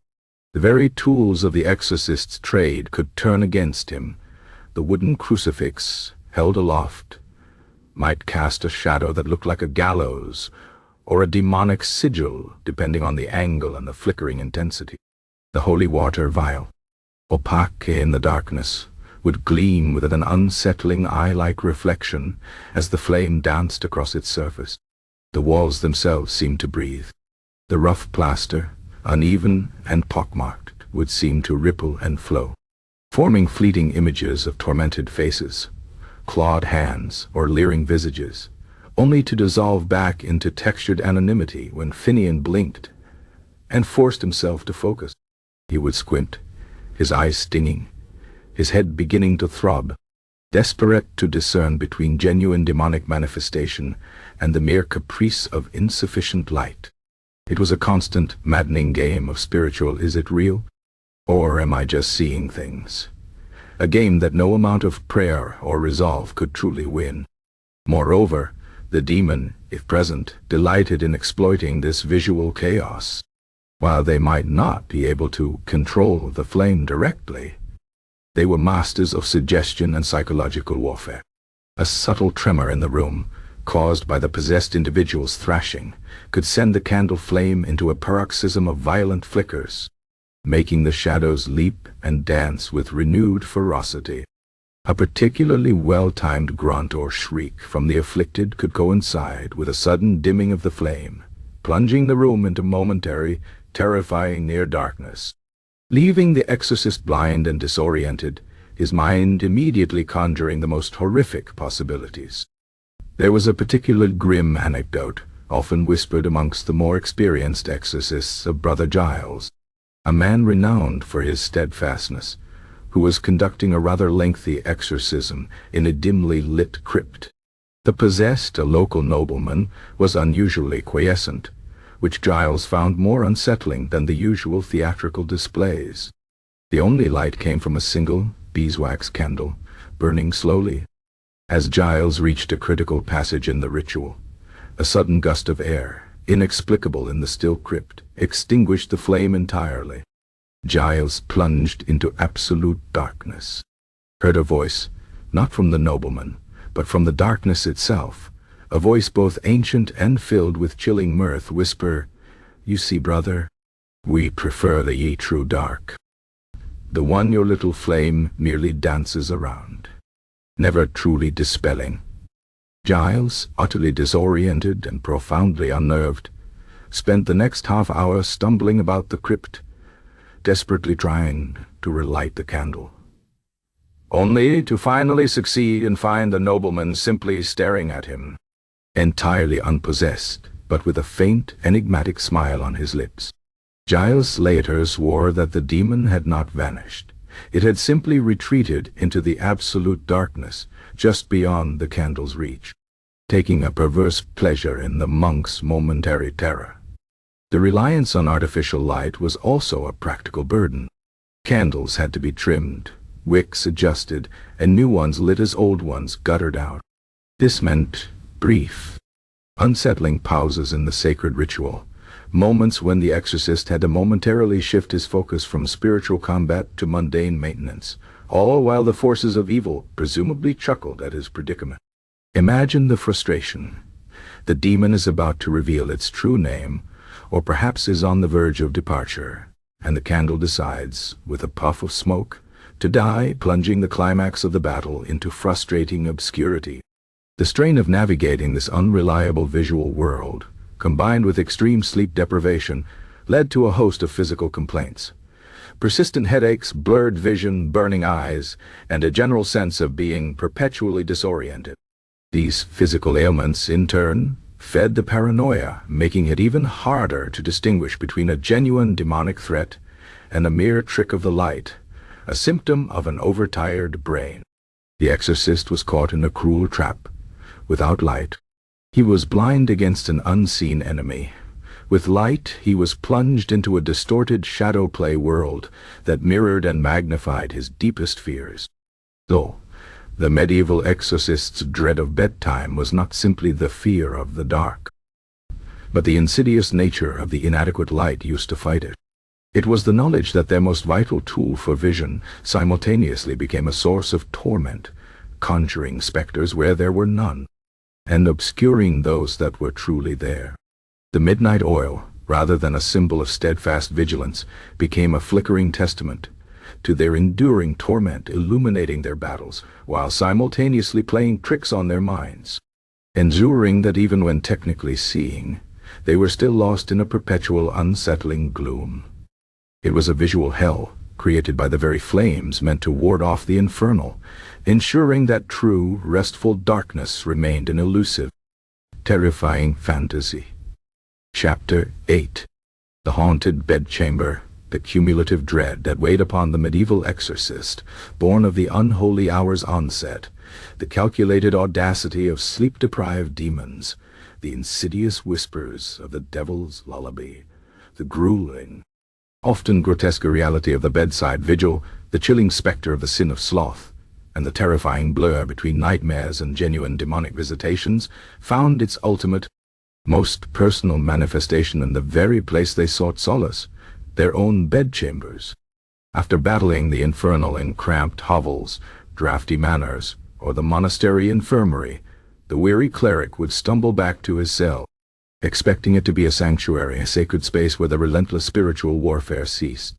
Instead, they often found that the taint of their profession, the residue of their nightly struggles, and the profound corruption of their own exhausted minds had transformed their humble sleeping quarters into yet another battleground, a private purgatory where every creak and shadow became a personal torment. These were the stories of exorcists who swore their own bedrooms were cursed, a collection of grimly humorous accounts of mundane domesticity imbued with a supernatural malevolence, almost entirely through the lens of profound professional paranoia. Consider Brother Osmond, a man whose zeal for casting out devils was matched only by his deep, abiding love for a truly uninterrupted 8 hours of sleep. He had joined the order with the naive belief that his nights would be spent in peaceful contemplation, perhaps only roused for matins. The reality, as we have seen, was considerably less serene. After a particularly arduous week during which he had personally attended to 3 separate possessions, one involving a blacksmith who could inexplicably levitate, and another a nun who spoke only in perfect, unaccented Greek. Osmund finally returned to his cell, aching in every joint, his eyes burning like spent coals. He yearned for his straw pallet, the simple comfort of rough spun linen. Yet, as he closed the heavy wooden door, a shiver unrelated to the draught snaked up his spine. The air in his cell, usually smelling faintly of old parchment and beeswax, now seemed to carry a subtle, cloying sweetness like rotting flowers or sickly sweet incense. Osmund sniffed, his brow furrowing. Was it a demon? Perhaps a succubus, leaving behind its perfume trace? Or was it merely the lingering scent of stale sweat from his own habit, combined with the general miasma of the monastery's perpetually damp stone? He dismissed the thought, forcing himself to prepare for sleep, but the scent lingered, a subtle, unsettling presence. He attempted to say his evening prayers, but found his voice was a mere rasp, his mind so utterly fatigued that the words blurred together, refusing to coalesce into coherent supplication. He felt, with a profound sense of injustice, that even his prayers were suffering from acedia, simply from the sheer physical drain of his duties. He finally lay down on his pallet, pulling the rough blanket up to his chin. The straw, usually just stiff and unyielding, now seemed to possess a peculiar sentience. Every rustle, every shift, sounded like a subtle, mocking whisper. But something wonder the straw. A minor imp, perhaps, giggling softly as he tried to find a comfortable position. Osmund would tense, straining his ears, convinced he heard faint scratching sounds just beneath his head. He would then, with a profound sigh that seemed to carry the weight of all Christendom's sleepless nights, reluctantly hoist himself up, lighting a sputtering rushlight. He would meticulously remove every piece of straw, examine the bare wooden frame, and find nothing but the usual assortment of dust motes, a stray beetle, and the crushing confirmation of his own overactive, exhausted imagination. The irony was not lost on him. He was losing sleep by investigating the very means by which he hoped to gain it. Brother Alaric, the same who had danced a macabre ballet of avoidance with a projectile vomiting possessed, faced his own unique brand of domestic haunting. His monastic cell, like most, boasted a simple wooden crucifix nailed above his pallet. Alaric, deeply devout, always made sure it was perfectly straight, an unwavering symbol of Christ's triumph over evil. Yet, night after night, as he returned from a particularly draining exorcism, he would find it subtly askew. Not drastically, mind you, merely tilted by a few degrees, just enough to catch his eye. Just enough to suggest an unseen, mischievous hand at work. Alaric would straighten it, mutter a quick prayer, and retire. But the next morning, or worse, if he was roused again in the dead of night, there it would be again, ever so slightly. Unsettlingly, vasque, don't go. He tried everything. He pounded the nail tighter. He marked the wall with a piece of charcoal to ensure precision. He even, in a moment of utter exhaustion-induced madness, blessed the nail itself. Nothing worked. The crucifix remained stubbornly, maddeningly, tilting off-center. Was it a poltergeist, a particularly petty demon who delighted in subtle domestic disarray? Or was it, as Brother Elias sagely suggested, simply the natural expansion and contraction of old wood in a perpetually damp environment, combined with Alaric's own fatigue-addled perception? Alaric considered Elias's rational explanation for a moment, then dismissed it with a tired wave of his hand. "Brother," he had grumbled, "do you truly believe the Almighty would allow the very wood of his symbol to conspire against my sanity? Nay, this is the devil's work, a tiny, infuriating skirmish in my own cell." He was convinced the demons were mocking him, not with grand gestures, but with the subtle disorganization of his personal space, a form of spiritual passive aggression designed to chip away at his composure. And then, There were the unexplainable phenomena that hovered in the periphery of their vision, especially in the unreliable glow of their midnight oil. A fleeting shadow that seemed to detach itself from the wall and drift across the floor. A momentary flash of light, gone before the eyes could focus. The sensation of a cold spot in the room, even when the rest of the cell was drafty, but consistently chilled. These were not the overt manifestations of the possessed, but the subtle, insidious hints that the spiritual world was not content to remain confined to the infirmary. It had followed them home. Brother Benedict, a stout, pragmatic man, was plagued by what he termed the whispering draught. His cell had a perpetually leaky, ill-fitting window. By day, it was a minor annoyance. By night, especially after long hours of listening to demonic utterances, the wind whistling through the gap transformed into a low, sibilant murmur. Benedict, despite his practical nature, would find himself straining to decipher the words, convinced he heard his name being whispered, or fragments of Latin rituals, or even, most distressingly, the same crude insults the demons had hurled at him earlier in the evening. He would sit bolt upright, clutching his rosary, convinced a minor imp was pressed against the window pane, taunting him in his own bed. He once spent an entire hour arguing with what was undeniably a particularly strong gust of wind, demanding it reveal its infernal name, before finally collapsing back onto his pallet with a groan of defeat. "They even follow me into my dreams, the bastards," he'd once mumbled to a startled novice, unaware that the novice was merely passing his cell. The spiritual cleansing of their own cells became a nightly ritual in itself, adding another layer of exhaustion to their already overburdened lives.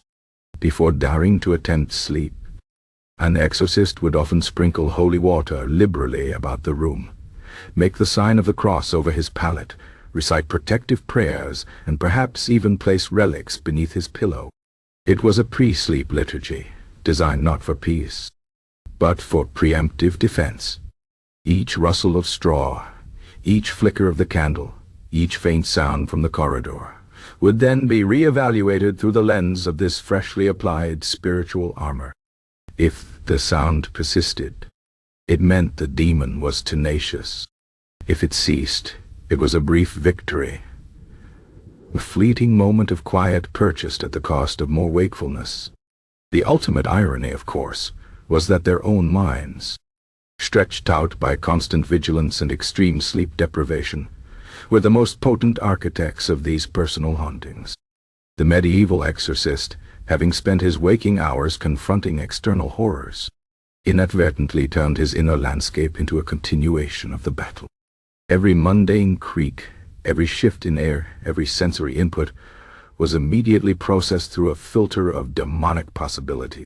The cursed bedchamber was not, perhaps, genuinely cursed by external forces, but rather became a reflection of the exorcist's own tormented, overtired psyche, a testament to the fact that even when the direct combat ceased, the war for their own peace of mind continued relentlessly, behind the heavy door of their monastic cell. This ensured that the dread of bedtime for the medieval exorcist was never truly escapable. It wasn't just the fear of being called out to a possession, or the weariness of the physical rituals, or the terror of sin. It was the knowledge that even in the supposed sanctuary of their own sleeping quarters, their minds would conjure new specters, turning the very silence into a symphony of whispers and the dim light into a dance of shadows. Their private chambers became a final, intimate prison of paranoia, ensuring that true restorative sleep remained a distant, elusive dream, forever haunted by the echoes of battles fought and the anticipation of battles yet to come. Yet to eat. Even within the confines of their own weary skulls. Chapter 9. The exhausted exorcist, the cumulative weight of the unholy hour, the emboldened audacity of sleep-deprived demons, the insidious whispers of the devil's lullaby, the grueling physical and sensory onslaught of the bedside vigil. The chilling specter of the Sin of Sloth, and the terrifying blur between nightmares and genuine demonic visitations, all led to a final, truly insidious torment for the medieval exorcist. The complete and utterly terrifying blurring of the line between a mere nightmare and an actual demonic visitation. For these perpetually exhausted men, even the elusive promise of sleep offered no true sanctuary. Their minds, already hypervigilant and steeped in the lore of infernal machinations, transformed the mundane anxieties of the human subconscious into a fresh nocturnal battleground, rife with darkly humorous cases of mistaken identity. The cumulative torment for the medieval exorcist was not merely a matter of physical depletion or spiritual battle. It extended, perhaps most cruelly, into the very precision of their craft. For these weary men perpetually on the knife edge of unconsciousness, their greatest weapon, the sacred, unyielding language of Latin often became a source of profound embarrassment, and, in the most darkly ironic of twists, an accidental invitation to further infernal mischief. This was the curse of the exhausted exorcist, tales of sleep-deprived clerics accidentally inviting more demons with their incoherent Latin, delivered with a dry wit that only those who had truly suffered could appreciate. The efficacy of an exorcism, according to the meticulous treatises of the age, hinged upon several key factors: unwavering faith, absolute purity of intent, and, crucially, the precise articulation of the sacred rites. Latin, in its majestic and immutable form, was believed to hold immense power over the demonic realm. It was the language of the church, the tongue of angels, and the bane of devils. But Latin, for all its spiritual potency, was a language of rigorous grammar, subtle inflections, and unforgiving conjugations. And when spoken by a mind that had been awake for 3 consecutive nights, battling entities that specialized in psychological torment and sonic assault, even the most learned cleric's mastery of Cicero could devolve into a perilous linguistic minefield. The demons, being ancient, intelligent, and perpetually bored, were fiendishly adept at exploiting every single grammatical slip, every phonetic fumble, transforming a divine command into a whispered joke, or far worse, an unwitting invitation. Consider Brother Finian, a man who, by daylight, could recite entire chapters of Virgil backwards. Such was his academic prowess. But by the 3rd hour of a particularly stubborn exorcism, of a scullery maid whose demon was manifesting as an uncanny ability to throw perfectly aimed, albeit invisible, rotten eggs, Finian's intellect was less a sharp blade and more a blunt spoon.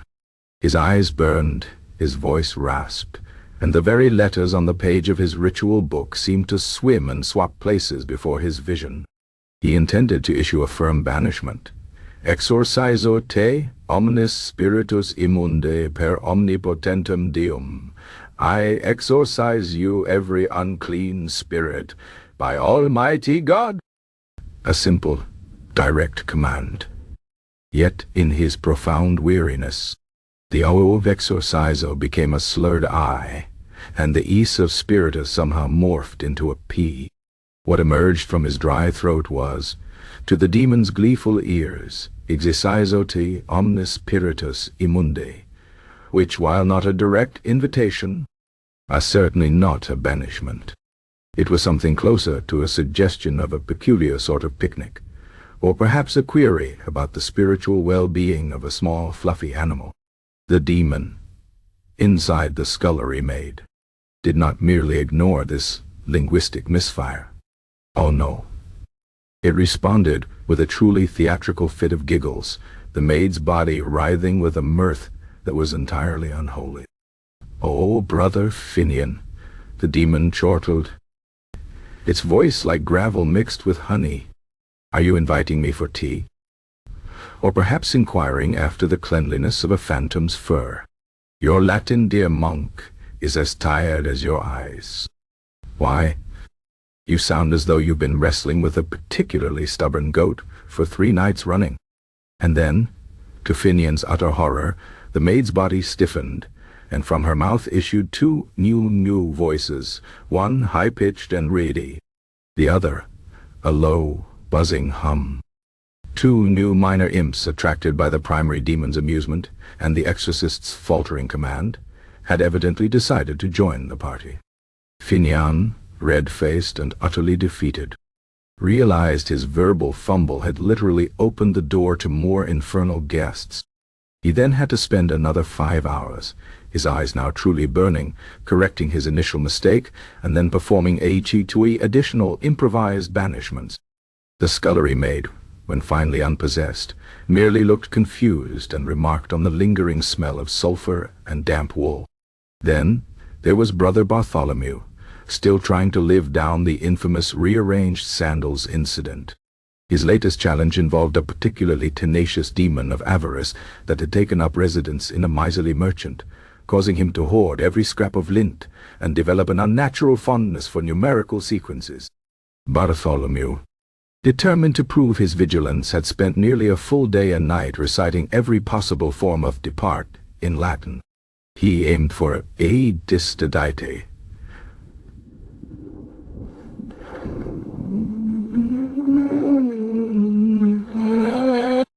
but in the early hours of the morning, his tongue a thick, uncooperative slab of flesh, he found himself chanting, "Dormite, spiritus, dormite, sleep, spirit, sleep." He had accidentally commanded the demon to I sleep rather than to leave. The merchant, previously twitching with greedy compulsions, slumped into a remarkably peaceful slumber.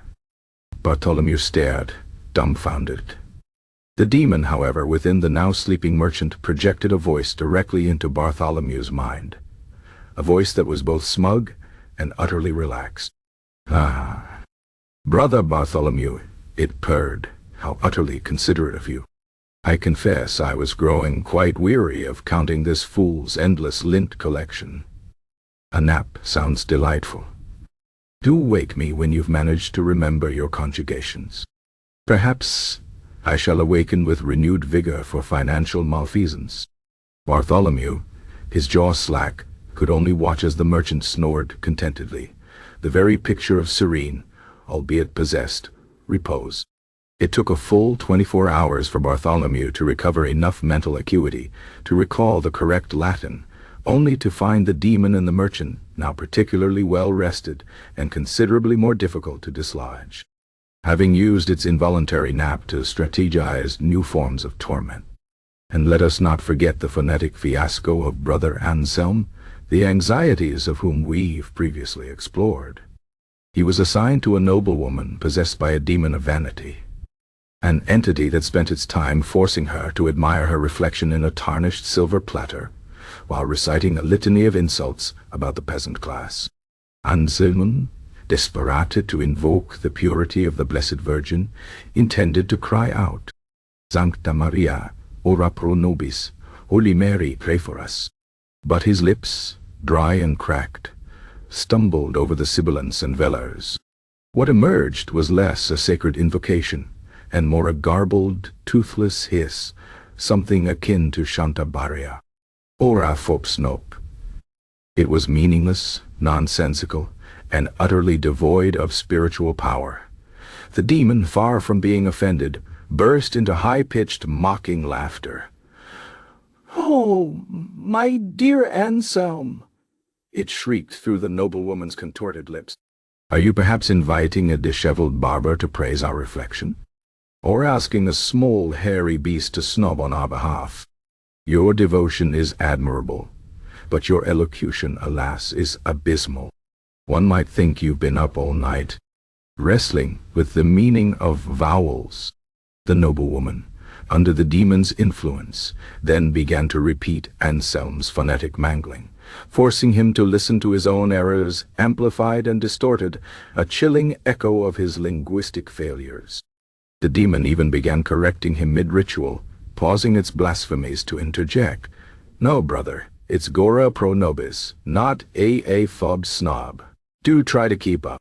It was a truly humiliating experience, and Anselm, profoundly chastened, Spent the next week diligently practicing his Latin pronunciations, even in his few moments of restless sleep. The deeper irony of this professional hazard was almost unbearable. The very language meant to bind and banish, the bedrock of their divine authority, could be twisted into a tool for the enemy due to the most basic of human frailties, fatigue. The fear of making a mistake was immense, not just for personal humiliation, but for the safety of the possessed soul, the spiritual integrity of the entire ritual, and indeed the reputation of the Church itself.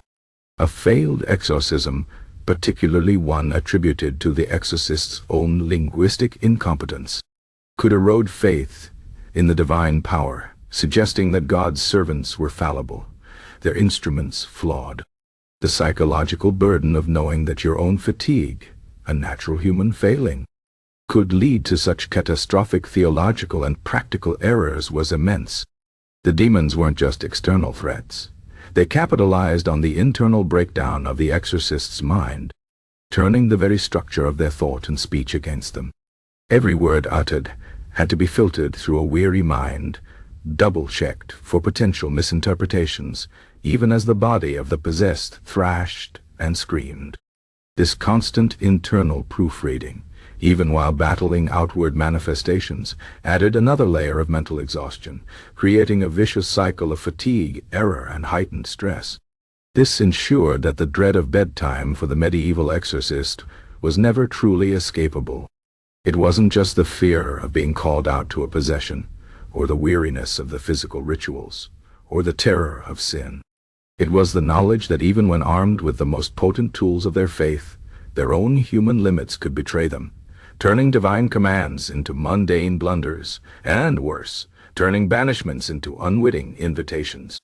Their sharpest weapon, the very language of salvation, became dulled by exhaustion, leaving them vulnerable to the subtle linguistic traps laid by an ancient, intelligent foe. It was enough to make one long for a simpler life. Perhaps as a peasant whose greatest linguistic challenge was distinguishing between a cow and a particularly robust turnip. Chapter 10. The Curse of Comfort, the Medieval Exorcist, a soul perpetually suspended between the grim realities of the physical world and the terrifying uncertainties of the spiritual, found their catalogue of nocturnal torments extended by a peculiar and deeply ironic addition, the very concept of comfort. While their days were often spent in the rigorous, unyielding asceticism of monastic life, their nights plunging them into battles fought in drafty hovels or cold infirmaries, there were rare, unfortunate instances when their duties called them to the lavish abodes of the wealthy.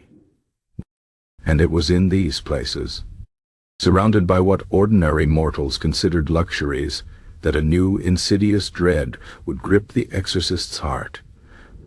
The fear that the very softness of a feather bed, the unexpected warmth of a thick blanket, or the subtle scent of lavender from expensive linens would prove to be a more formidable adversary than any shrieking demon, lulling them into an unforgivable slumber mid-ritual. This was the curse of comfort, a darkly humorous testament to how even the most benign of human desires could become a source of profound spiritual anxiety for those tasked with battling the infernal. For most of their lives, Brother Anselm, who you may recall, was prone to anxiety induced by creaking timbers and hooting owls, and his brethren were accustomed to sleeping on pallets of straw, often laid directly on cold stone floors, covered by rough wool blankets. This was not merely poverty, it was penance. It was a constant, low-level discomfort, designed to remind the body of its transient nature and the soul of its eternal purpose. Sleep, when it came, was a hard-won victory, brief and often interrupted. More a cessation of active thought than a true repose. The very idea of sinking into something soft, something that invited oblivion, was alien, almost decadent.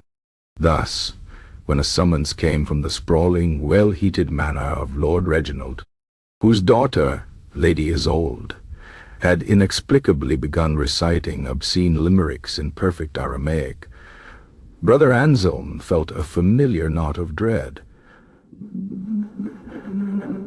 but it was surprisingly tinged with an unfamiliar, almost guilty, curiosity. He knew Lord Reginald was a man of immense wealth, and his manor boasted comforts rarely seen by humble monks.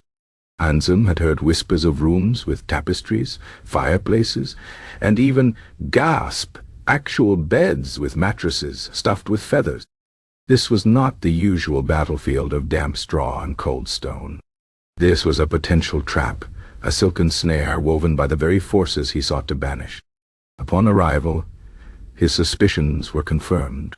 Lady Isolde, bound discreetly to a velvet-draped bed frame, for appearances, even during a possession, must be maintained, thrashed with a vigor that seemed entirely at odds with her delicate surroundings. But it was not Isolde's contortions that first captured Anselm's attention. It was the bed itself, a colossal edifice of carved oak, piled high with no less than 3 down mattresses, covered in fine linen sheets and thick embroidered quilts. The air, warmed by a roaring fire in the hearth, carried the faint, alluring scent of beeswax and dried herbs, a stark contrast to the usual stench of fear and unwashed bodies he was accustomed to. Anselm swallowed, a lump forming in his throat. This was dangerous. He knew instinctively that his physical weariness, already profound from a week of minimal sleep, would be drawn to this softness like a moth to a flame. His usual strategy of standing ramrod straight, relying on the discomfort of his posture to keep him alert, would be useless here. The bed seemed to whisper, not with demonic taunts, but with the insidious promise of profound, uninterrupted rest. "Just a moment, brother," it seemed to purr. "Just a little lean, a brief repose. The demon will wait. You are so very tired." He began the ritual, his voice echoing oddly in the warm, opulent chamber. Lady Isolde's demon, a particularly verbose and sarcastic entity, immediately picked up on Anselm's internal struggle. "Oh, look, little monk," it rasped through Isolde's lips. "You are quite pale. And that bed, is it not simply divine? So much softer than your miserable straw. Come, rest your weary bones. I promise I shall not run away. Indeed, I might even join you for a brief slumber. Imagine the scandalous dreams we could share." The demon then emitted a slow, exaggerated sigh of contentment, making Isolde's head loll onto the impossibly soft pillow, as if already enjoying a deep, restorative sleep. Anselm stiffened, refusing to meet the demon's gaze, but he could feel the insidious pull. His legs, used to standing on hard surfaces for hours, ached with a dull, insistent throb that seemed to beg for the yielding embrace of the mattress. He caught himself swaying slightly, his vision blurring, and had to forcibly dig his fingernails into the palm of his hand to regain focus. The thought of collapsing onto that bed, even for a split second, filled him with a terror far greater than any fear of the demon's physical power. To fall asleep mid-exorcism, not from exhaustion induced by the battle, but by the very comforty of the surroundings, would be the ultimate professional and spiritual indignity. It was sloth in its most seductive, luxurious form. There were tales, grimly recounted amongst the older exorcists, of such humiliating incidents. Brother Cuthbert, for instance, once dispatched to the manor of a wealthy baron whose son was possessed by a demon of gluttony, a particularly rotund and flatulent entity. Cuthbert, arriving after a long, arduous journey, found the young baron strapped to a bed so sumptuously appointed it seemed more a throne than a place of repose. The air was thick with the scent of roasted meats and sweet wines, remnants of the baron's recent, demonically inspired banquet. Cuthbert, exhausted and famished, began his prayers. The demon, however, made no dramatic displays. Instead, it simply began to describe in luscious, tantalizing detail the most exquisite dishes Cuthbert had never tasted: suckling pig roasted with apples, spiced honey cakes, rich stewed venison, all while subtly shifting the Baron's position on the bed to emphasize its plush. Cuthbert, his stomach rumbling and his eyelids heavy, found his mind drifting, fantasizing about the feast. The demon then, with a stroke of pure psychological genius, began to purr, a soft, hypnotic sound that mimicked the gentle purring of a contented cat. The combination of the rich food imagery, the luxurious comfort, and the soothing rhythmic purr was too much. Cuthbert, despite his best intentions, felt his chin drop to his chest, his ritual book sliding from his grasp. He awoke with a start, a mere minute later, to find the Baron still possessed, but now holding a freshly baked tart in his hand, inexplicably obtained. The demon's voice, now a cheerful chuckle, filled the room. "Oh, Brother Cuthbert, did you enjoy your little dream of deliciousness? We demons are nothing if not hospitable. Do try a bite of this tart. It's quite fresh. Perhaps you'd like another nap after." Cuthbert spent the next 3 hours deliberately standing on one leg, forcing discomfort upon himself, just to stay awake and finally banish the gluttonous fiend. The tart, he later admitted, had smelled rather enticing. Another such anecdote concerned Brother Elias, the scholarly exorcist, who was called to a noblewoman's bedchamber, where a demon of pride had taken residence, forcing her to incessantly comb her luxuriant hair, while reciting her family lineage backwards. Elias, already frail from continuous sleeplessness, found the room stiflingly warm and scented with expensive rosewater. The bed, a veritable cloud of goose down and silk, looked utterly irresistible. As he chanted, the demon began to praise his efforts in a soft, soothing voice, emphasizing his dedication and perseverance, a subtle psychological massage designed to induce complacency. "You are truly a champion, Brother Elias," it cooed. "Such tireless effort. Surely you have earned a moment's peace. The Lord would understand. A brief rest would only sharpen your mind, fortify your spirit." Elias, feeling his eyelids growing heavier than lead weights, began to sway. He envisioned himself sinking into that impossibly soft mattress, feeling the silk against his cheek, drifting into a dreamless void. He felt a wave of blissful surrender wash over him. Then, just as his knees buckled, a sudden sharp pain jolted him. He had inadvertently pricked his finger on a thorn of the rose he held, a specific, blessed rose for the ritual. The pain, though minor, was enough to shatter the trance. He looked down at the tiny bead of blood, then up at the noblewoman, whose demon was now chortling with malicious glee. "A pity, little monk," it hissed. "You were so close to joining me in a most delightful slumber. Perhaps next time, leave your thorns at home." Elias, shaking with a mixture of terror and self-loathing, spent the remainder of the night standing on one foot, enduring not only the demon's taunts, but the agonizing discomfort of his own self-imposed penance, just to remain upright and awake. The cruelest irony of the curse of comfort was that it offered the very thing the exorcists craved, mistressed, but poisoned it with the implicit threat of failure and sin. A hard palate, though uncomfortable, kept the body alert and the spirit focused. A luxurious bed, however, was a temptation, a silent co-conspirator with the forces of darkness, designed to exploit the most fundamental of human needs against the very soul. The exorcist could not relax, could not yield, even to the most basic biological imperative, because to do so, in the presence of such opulence, felt like an act of spiritual surrender, a succumbing to earthly delights that could compromise their sacred duty. So, the medieval exorcist's dread of bedtime was not simply the fear of the dark, or the weariness of the rituals, or the terror of sin, or even the confusion of nightmares. It was also the profound, unsettling fear of comfort itself. The knowledge that even the softest bed, the warmest room, or the most pleasant scent could become a subtle, insidious weapon wielded by the infernal.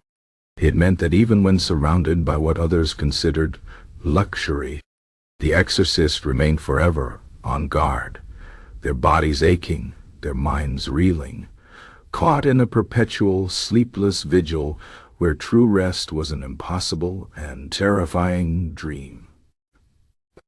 It was enough to make one long for the cold, hard, familiar discomfort of their own monastic cell, where at least the demons had to work a little harder to make them suffer. Chapter 11. The Nightwatches burdened the litany of woes endured by the medieval exorcist, from the chilling onset of the unholy hour and the emboldened insolence of sleep-deprived demons to the insidious symphony of the devil's lullaby. The nauseating realities of the bedside vigil, the crushing spiritual burden of the sin of sloth, the terrifying ambiguity between nightmares and genuine demonic visitations, and the perverse torment of the midnight oil with its dancing shadow soul culminated in a final agonizing layer of suffering, the lonely, caffeine-free vigil. In an age utterly devoid of the myriad stimulating concoctions we now take for granted, the medieval exorcist battled not only the forces of hell, but also the relentless, unyielding assault of their own biology, armed with little more than faith, plain water, and a truly heroic, often futile, stubborn. This was the Nightwatch's burden, a solitary, exhausting grind, punctuated by dark humor born of sheer, unadulterated misery. Imagine Brother Finian, whose previous misadventures with accidentally inviting additional imps through slurred Latin left him particularly wary of fatigue. After a particularly harrowing all-night session with a possessed village reeve, who, under demonic influence, could perfectly mimic the calls of every bird in Christendom, Brother Finian stumbled back to his cell, not to sleep, but to prepare for a Unholy vigil, for the reeve's demon, a particularly stubborn one, had only retreated temporarily. The concept of a revitalizing brew, a steaming mug of black coffee, a brisk cup of tea, or even a sugary draught was utterly alien to him. His stimulant options were limited, grimly so. He could splash cold water on his face, if he could find any that wasn't frozen. He could pinch himself hard. He could stand, unmoving, for hours, battling the insistent sway of his own body. He could, in moments of profound desperation, consider flagellation, though it often seemed a rather extreme measure to merely stay awake for matins. The absence of even a warm, comforting beverage to ward off the encroaching chill of the night, both physical and existential, was a constant, low-grade torment. For these holy men, the night was not just a time of spiritual battle, but a vast, silent expanse of endurance. The air itself seemed to thicken with tedium. Without the distant rumble of carts, the murmur of distant conversations, or the glow of street lamps, the silence could become oppressive. Broken only by the exaggerated sounds of their own monastery, the faint creak of distant floorboards. Was it Brother Thomas on an urgent errand, or an incorporeal entity seeking an unlocked door? The rhythmic drip of a leaky roof, divine tears, or merely poor maintenance, or the occasional snore from a truly fortunate unburdened brother in an adjacent cell. Each sound, each silence, served only to highlight the exorcist's profound isolation and the singular nature of his torment. The very rituals, while spiritually potent, could become a monotonous drone when repeated over endless hours. Chanting the same litanies, sprinkling the same holy water, making the same sign of the cross a necessary repetition, certainly, but one that actively encouraged the mind to wander, to dim, to drift into a dangerous semi-consciousness. Brother Alaric, for all his devoutness, admitted that during particularly long vigils, his mind would sometimes latch onto the most mundane details. The pattern of dust motes dancing in the meager candlelight, the surprising number of ants marching along a crack in the wall, the slow, agonizing journey of a bead of sweat down his own forehead. These were not moments of spiritual transcendence, but desperate attempts to anchor himself to consciousness, to fight the seductive pull of oblivion. He found himself on more than one occasion, debating the precise historical origins of the Romanesque arch in his mind, rather than focusing on the actual expulsion of a demon. Such were the mental gymnastics of the sleep-deprived. The loneliness of their vigil was palpable. While a medieval knight might have squires and fellow soldiers to share watch, and a peasant family huddled together against the cold, the exorcist often faced his nightly battles alone, or at best, with a few terrified family members of the possessed, who were often more of a distraction than an aid. There was no one to spell them, no one to share a whispered joke with, no one to commiserate with about the surprisingly tenacious stench of sulfur that clung to one's robes for days. They were singular points of light against an immense encompassing darkness, bearing a burden that few could comprehend. Their gripes, though often internal, were profound. The ache in their knees from endless kneeling, the raw dryness of their throats from ceaseless chanting, the stinging exhaustion of their eyes from staring into the gloom. All these were endured without the smallest sip of something warm and bracing. The demons, of course, were quite aware of this particular vulnerability. They would mock the exorcist's lack of vital sustenance, even when they themselves were incorporeal. "Are you quite parched, little monk?" a demon might sneer through a possessed peasant. "Perhaps a nice mug of freshly brewed something would aid your faltering memory? Alas, your order seems rather behind the times in its culinary innovations. We, on the other hand, feast on the despair of the sleepless. Quite invigorating, I assure you. Such taunts, while intangible, were exquisitely crafted to irritate the already suffering cleric, highlighting their profound, unalleviated discomfort.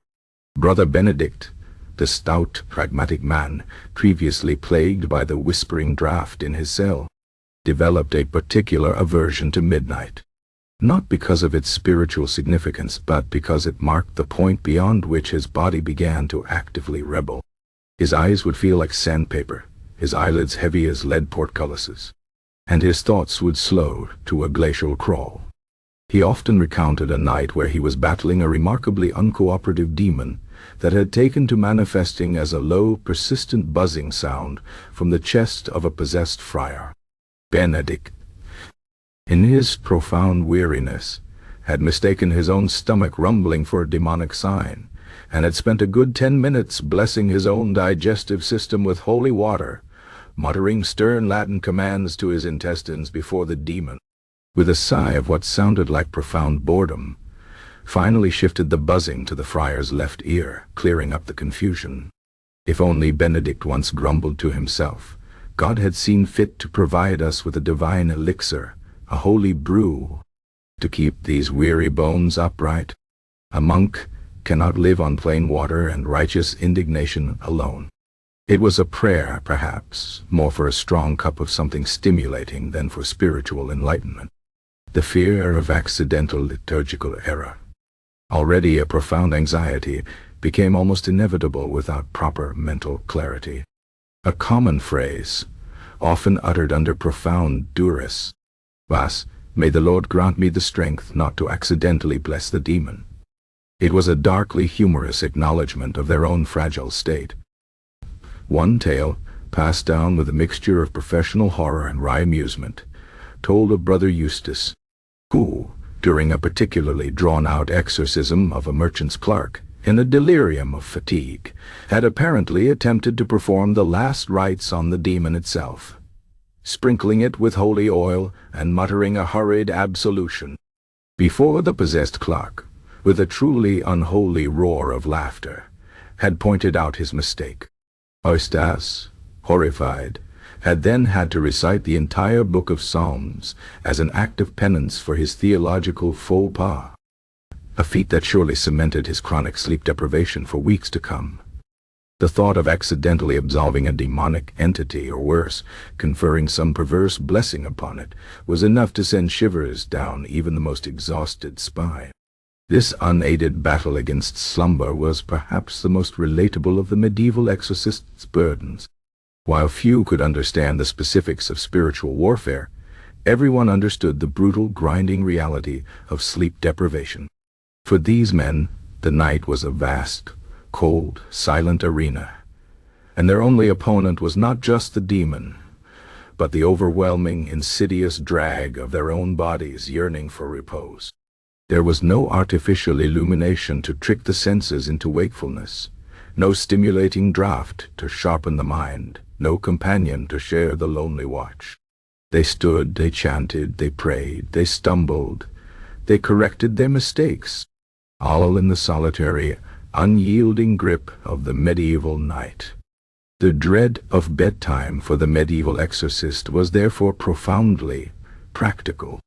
It was not just the fear of what the night might bring, but the terrifying certainty that they would face it utterly unequipped with any means of truly combating the human body's most basic need for rest. It was a testament to their unwavering, if deeply miserable, faith that they continued to show up, night after night, to their solitary caffeine-free vigils, forever listening to the silence, forever battling the urge to simply collapse, and forever praying for the dawn, not for its spiritual light, but for the blessed, albeit brief, respite it might offer from the crushing burden of the Nightwatch. Chapter 12. The sleepless saints, the crushing burden of the Nightwatch, that relentless caffeine-free vigil against both external infernal hosts and internal human frailties, was, for the medieval exorcist, a torment made all the more bitter by the very legends that were meant to inspire them. While they stumbled through their duties, eyes burning, minds fogged, yearning for the sweet oblivion of sleep, the Church, in its infinite wisdom and often inconvenient perfection, held aloft paragons of piety who, if the hagiographies were to be believed, had transcended the very need for rest.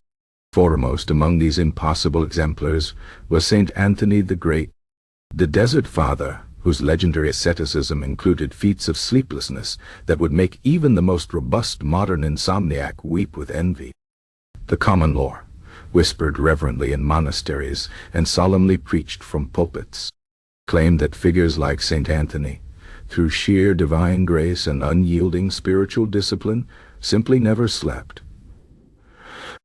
And for the working medieval exorcist, this was both an undeniable source of inspiration and a profound, deeply unfair, and frankly irritating, theological grievance. Imagine Brother Finian, still haunted by the memory of inadvertently commanding a demon to sleep due to his linguistic blunders. He would be poring over a manuscript detailing the life of Saint Anthony, perhaps hoping to glean some secret technique, some spiritual loophole that might allow him a few precious hours of uninterrupted repose. Instead, he would read, with a growing sense of despair and thinly veiled resentment, passages describing how Anthony lived in the desert, battling legions of demons, subsisting on meager crusts of bread, and most gallingly needing barely any sleep at all. He would watch the sun rise and set, ever vigilant, ever prayerful, never once allowing the devil of slumber to close his eyes. The text might proclaim, written, Finian suspected, by a scribe who had spent his entire life tucked safely in a warm scriptorium, well-rested and utterly oblivious to the practicalities of nocturnal spiritual combat. For the average medieval exorcist, who was often a middle-aged monk with a bad back, perpetually damp robes, and a chronic headache from the smoke of tallow candles, the notion of never sleeping was less a miraculous testament to faith and more an elaborate, celestial joke played at their expense. They were already battling the sin of sloth, the psychological torment of feeling guilty for the very human need for rest. Now, in addition to that, they were confronted with saintly figures who, apparently, didn't even have that need. It was like being told to climb a mountain while shackled, only to be shown a picture of a saint effortlessly floating to the summit. The inspiration was there, certainly, but it was heavily diluted with a bitter brew of envy and deep existential fatigue. Brother Cuthbert, known for his digestive woes and occasional prophetic farts, once confessed to Brother Alaric during a brief, stolen moment between two particularly violent possessions, that he often felt a profound sense of inadequacy when contemplating the feats of the sleepless saints. "Here I am, brother," he had grumbled, gesturing vaguely at his perpetually exhausted face, barely able to string 2 words of Latin together without risking an invitation to Lucifer's next potluck. And all because my eyes insist on closing after 72 hours. Meanwhile, good St. Anthony, bless his unblinking soul, is apparently having spirited conversations with demons for weeks on end, without so much as a yawn. It's simply not fair. Does the Lord grant them extra celestial stamina, while leaving us poor souls to battle both the infernal host and the relentless urge to just collapse in a heap? Alaric, equally weary, had merely nodded, a silent acknowledgment of the shared, unfair burden. They were fighting literal devils, but also struggling against an idealized, superhuman standard of piety. The irony was palpable. The Church, in its desire to set lofty examples of spiritual devotion, inadvertently added another layer of psychological pressure onto the already overloaded minds of its frontline spiritual warriors. The lives of these sleepless saints, while undeniably awe-inspiring, lacked practical advice for the common cleric struggling with a possessed farmer in a drafty barn at 2 a.m. There was no appendix in the hagiographies titled "Practical Tips for Remaining Awake During Demonic Encounters When Your Entire Body Screams for Repose and St. Anthony's Unwavering Gaze Judges You From Above." Furthermore, these legends often implied that the ability to remain awake was a direct measure of one's spiritual fortitude. If a saint could do it, why couldn't you? This fueled the internal battle against acedia, turning every involuntary blink into a moment of self-recrimination. An exorcist might think, am I less devout than St. Anthony? Is my faith insufficient? Is this weariness a sign of a deeper spiritual flaw within me, one that the demons can sense and exploit? The pressure was immense. It wasn't just about winning the immediate battle for a soul. It was about proving oneself worthy, not just to God, but to the impossibly high standard set by those who seem to transcend human limitations entirely. Brother Peregrine, with his earnest devotion and intense internal struggles, often found himself caught in this particular snare. He would read accounts of saints who spent entire nights in prayer, illuminated by divine light, seemingly unburdened by the natural rhythms of the body. He would then look at his own reflection in the dim, smoky light of his cell, noting the dark circles under his eyes, the faint tremor in his hands, the constant dull ache behind his temples. He would sigh, a sound heavy with resignation and a tinge of self-pity. How could he possibly measure up? He was fighting demons, yes, but he was also fighting against his own eyelids, a battle far less glorious and infinitely more humbling. The demons, naturally, were not above exploiting this psychological weakness. They would taunt the exorcists, comparing them unfavorably to these legendary figures. "Oh, little monk," a demon might sneer through the lips of the possessed, "are you truly so weak?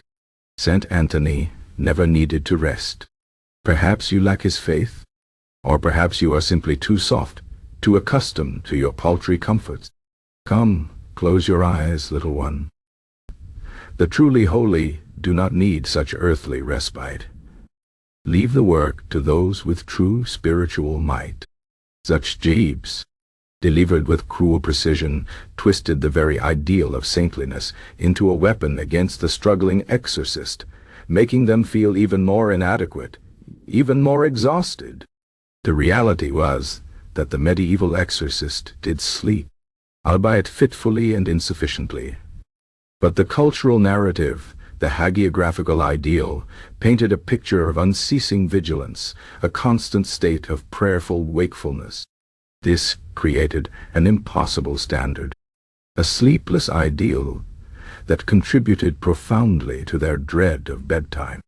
It wasn't just the fear of being called to a possession, or the physical toll of the rituals, or the terror of accidental sin, or the confusion of nightmares, or the misleading shadows of the midnight oil, or the treacherous comfort of a soft bed. It was the crushing burden of expectation, the silent judgment of the sleepless saints who seemingly required no rest, no respite, no indulgence in the very human weakness that haunted the medieval exorcist every single night.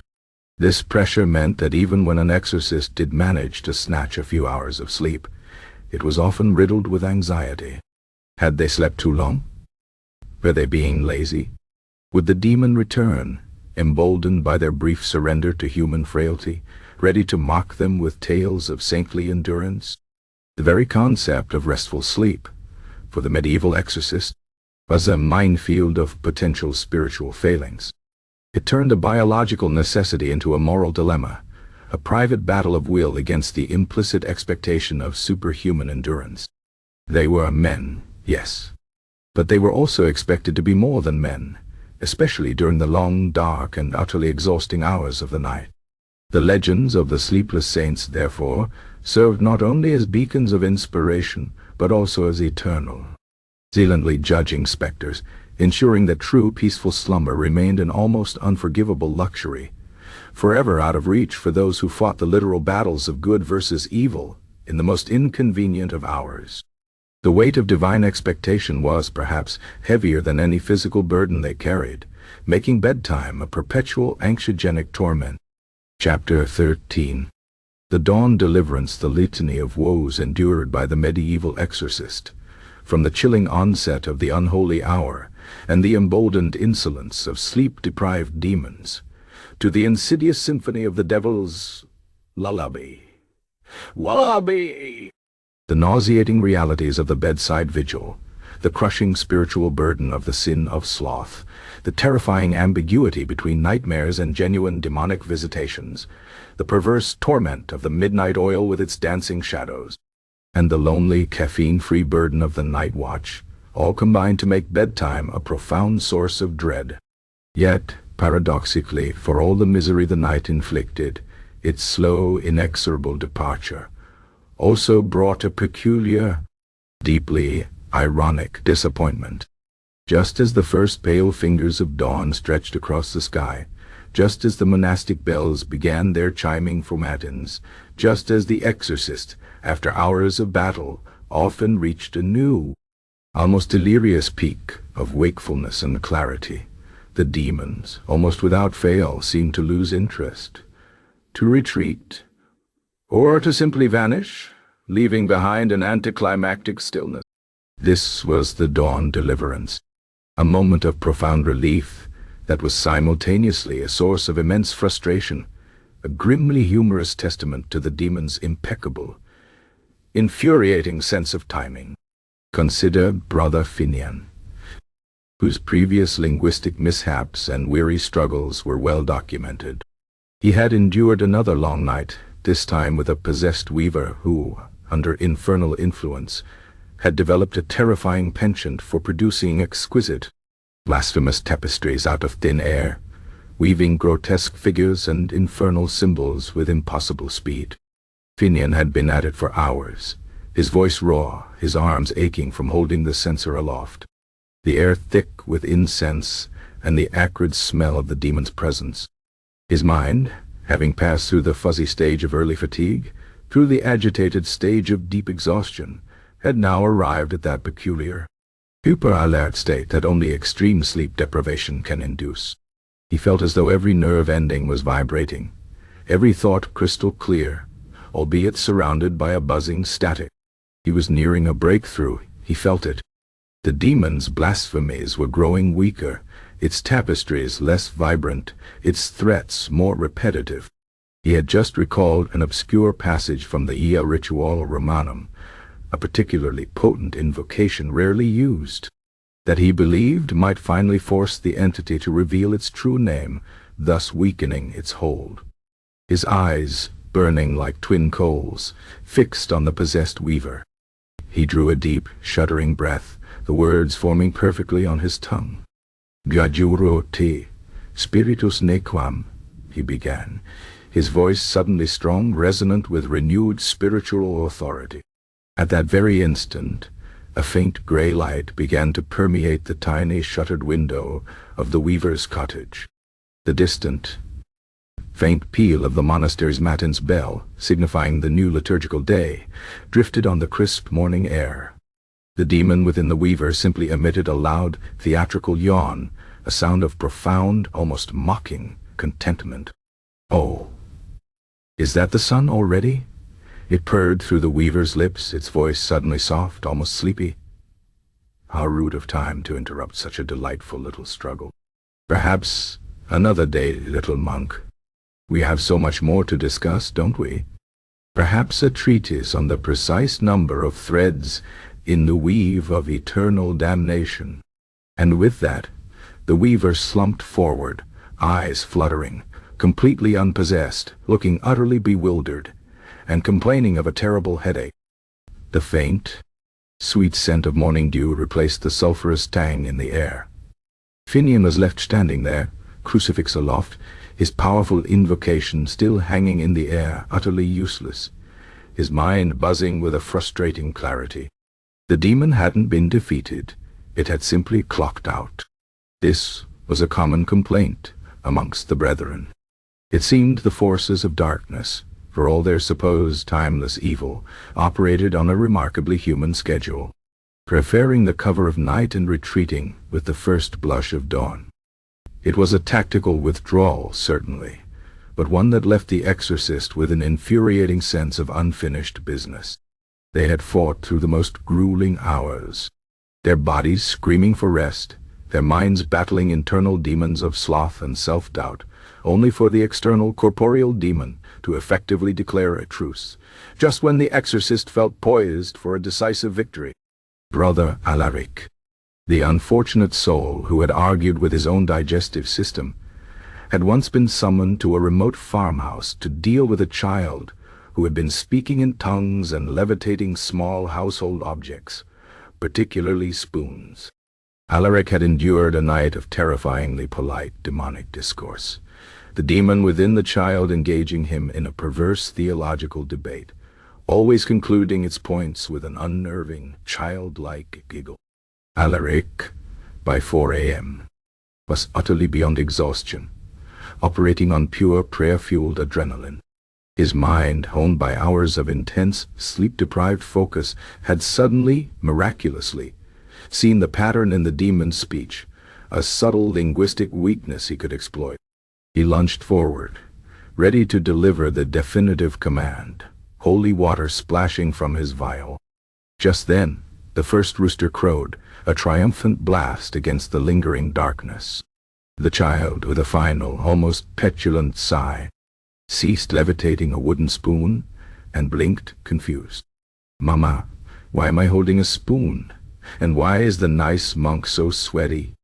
The demon was gone, leaving Alaric with a half-raised arm, a dripping vial, and the dawning, frustrating realization that he had been minutes, perhaps seconds, from victory. He had spent the entire night struggling, and the demon had chosen the very moment of his potential triumph to politely exit stage left. The Church's official stance was that demons disliked the light, that the coming of dawn, symbolizing Christ's triumph over darkness, was inherently repellent to them.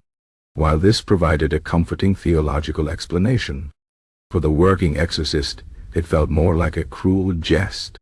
It wasn't that the demons were vanquished by the light, it was that they simply preferred not to deal with it. They were like nocturnal predators, sure, but ones with a particularly strong aversion to overtime. They would torture and torment throughout the night, draining the exorcist's energy, pushing them to the brink of sanity, and then, just as the cleric finally rallied his forces, just as he found his rhythm, just as the sun hinted at its arrival, poof, gone. Only to return, of course, the ivory next night, refreshed and ready for another round of psychological warfare. This meant that the dawn deliverance was less a celebration of victory and more a weary, resigned sigh. It was the moment the exorcist could finally, physically, relax his stance, let his arm drop, and perhaps slump against a wall. But it was also the moment he realized the night's battle had ended not in triumph, but in a temporary ceasefire. There was no satisfying roar of expulsion, no definitive sign of vanquishment, only the sudden return of mundane reality and the lingering scent of something faintly unpleasant. The possessed individual would often awaken confused, with no memory of their nocturnal antics, leaving the exorcist to explain to bewildered family members that, no, the demon wasn't gone for good, merely taking its morning constitutional. Brother Bartholomew, forever linked to his accidental demonic nap, recounted an experience where a demon, possessing a local bard, had spent the entire night reciting epic poems of doom and despair, set to a truly maddeningly repetitive lute melody. Bartholomew, who frankly detested lute music at the best of times, was near tears by dawn. He had finally, in a moment of pure, unadulterated exasperation, decided to simply yout Chanty the demon, bellowing the entire book of Genesis at it. He was halfway through the 4th chapter when the first rays of sunlight hit the bard's face through a gap in the shutters. The demon, mid-stanza, about the inevitability of human suffering, simply stopped.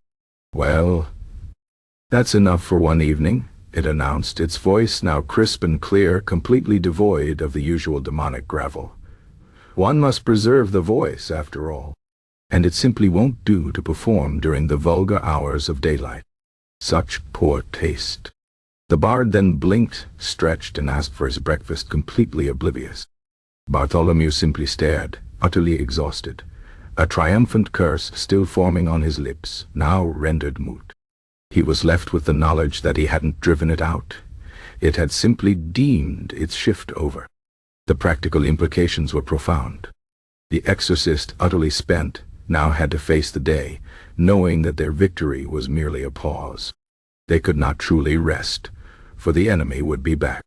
They needed to eat, to perform their regular monastic duties, to perhaps even prepare for another call the following night, all while fighting the almost overwhelming urge to simply collapse into a deep, dreamless sleep that would undoubtedly be denied to them.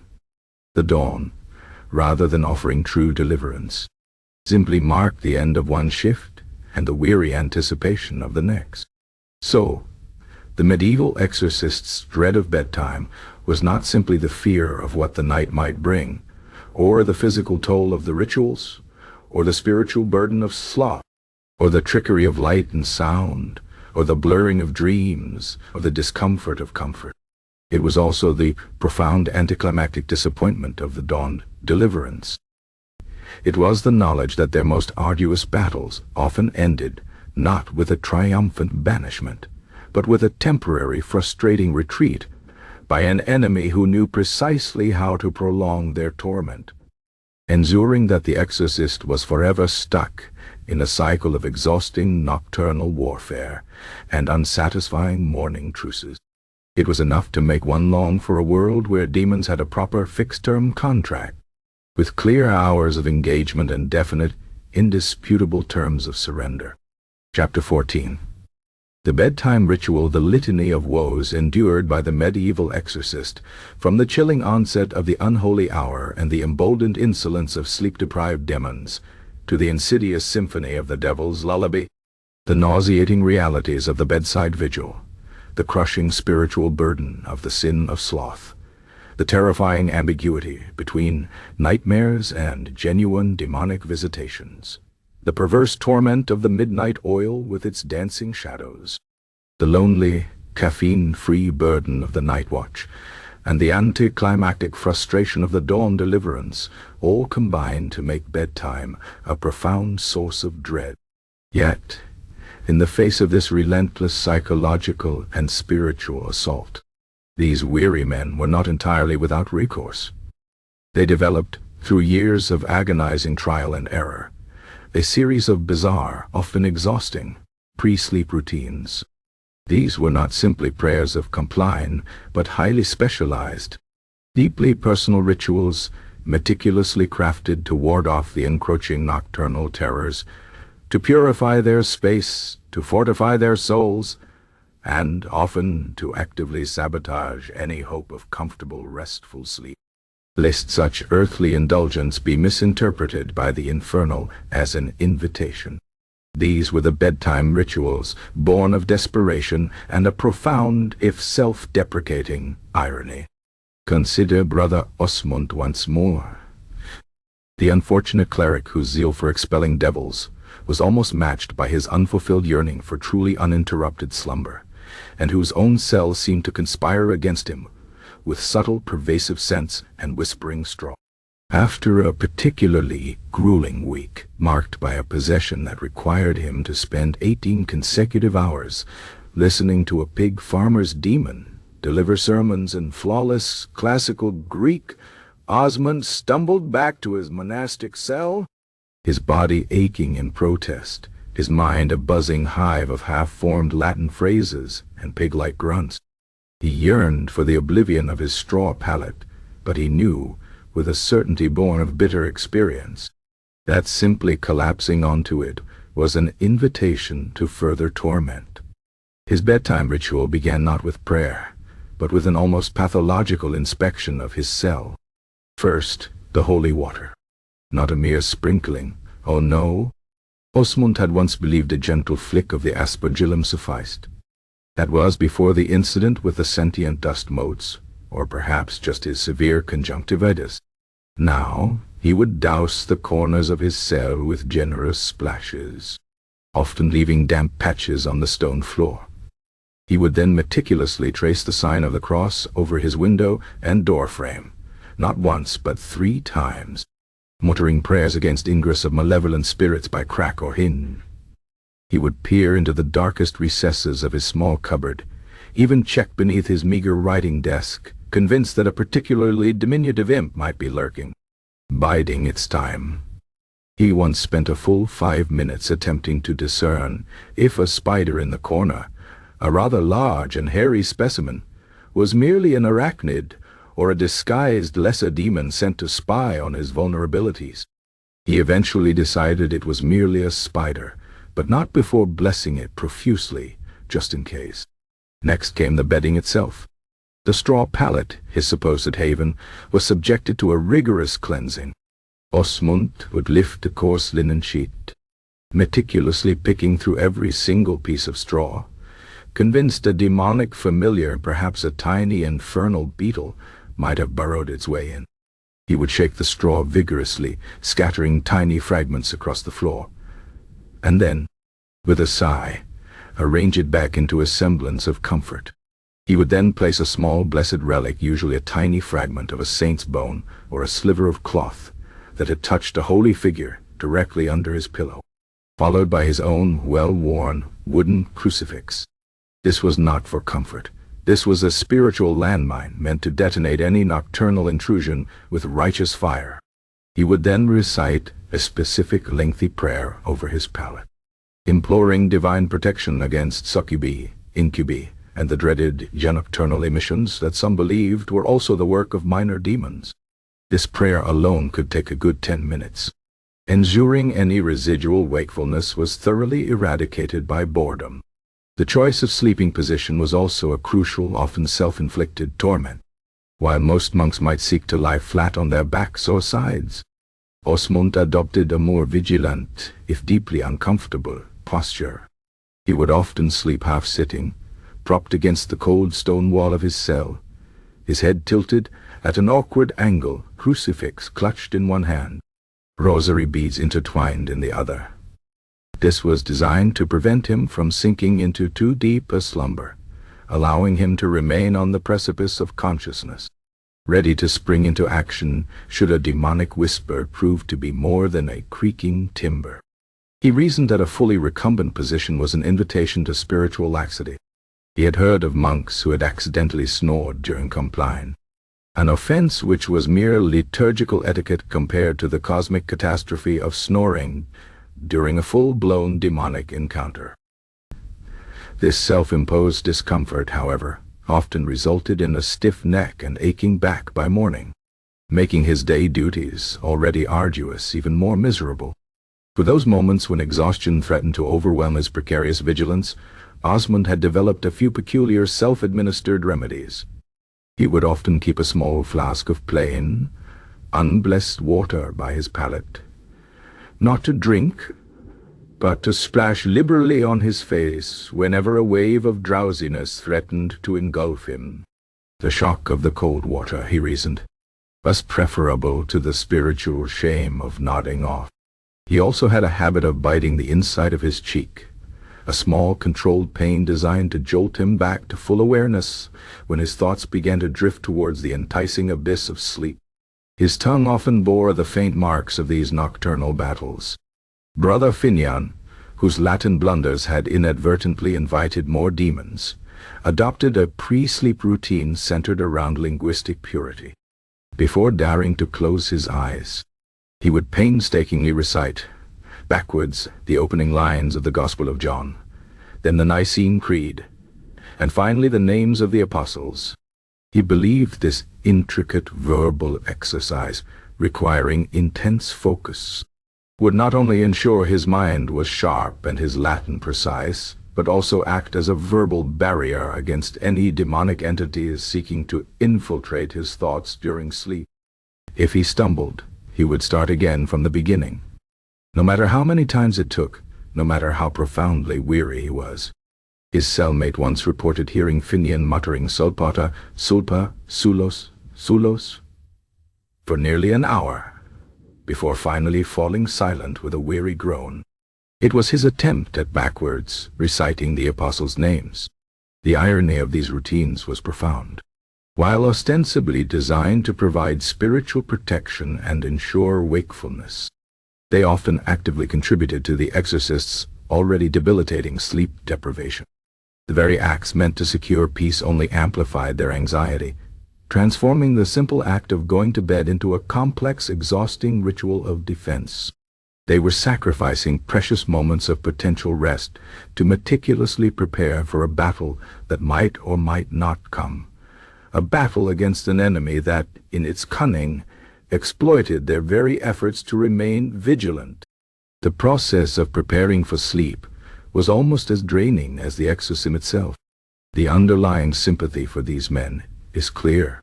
They were not merely superstitious, they were operating within a framework of belief that deemed nocturnal demonic activity a terrifying reality, and their own human weakness a spiritual liability. Their routines, however bizarre, were desperate attempts to maintain control in a world where control was often an illusion. They were fighting a multi-front war against the external forces of evil, against the internal demands of their own fatigued bodies, and against the crushing weight of theological expectation. The bedtime ritual, therefore, became a physical manifestation of their spiritual torment, a nightly penance performed not for past sins, but for the potential sins of future sleep, or for the failure to withstand the onslaught of the infernal. So the medieval exorcist's dread of bedtime was not merely the fear of what the night might bring, or the physical toll of the rituals, or the spiritual burden of sloth, or the trickery of light and sound, or the blurring of dreams, or the discomfort of comfort, or the lonely caffeine-free vigil, or the anticlimactic dawn. It was also the profound self-imposed burden of their own bedtime rituals. The knowledge that even the very act of preparing for sleep was another exhausting battle, a meticulous, often absurd, defense against an unseen enemy that delighted in exploiting their most fundamental human needs. It meant that true rest was not just elusive, it was actively sabotaged by their own desperate attempts to secure it, ensuring that the medieval exorcist remained forever on edge, forever restless, and forever dreading the moment the sun dipped below the horizon, signaling the start of another long, dark, and utterly truly sleepless night. Chapter 15.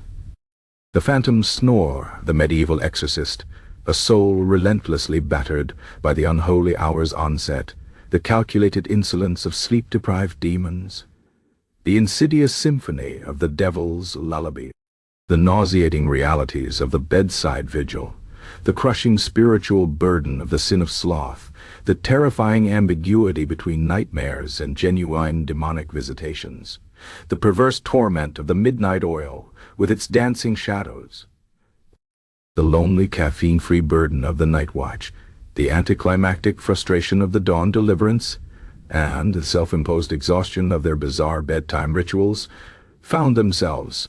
In the rare moments they managed to drift into slumber, subjected to one final, deeply humiliating, and often uproariously funny, in hindsight for others, nocturnal torment, their own bodily noises.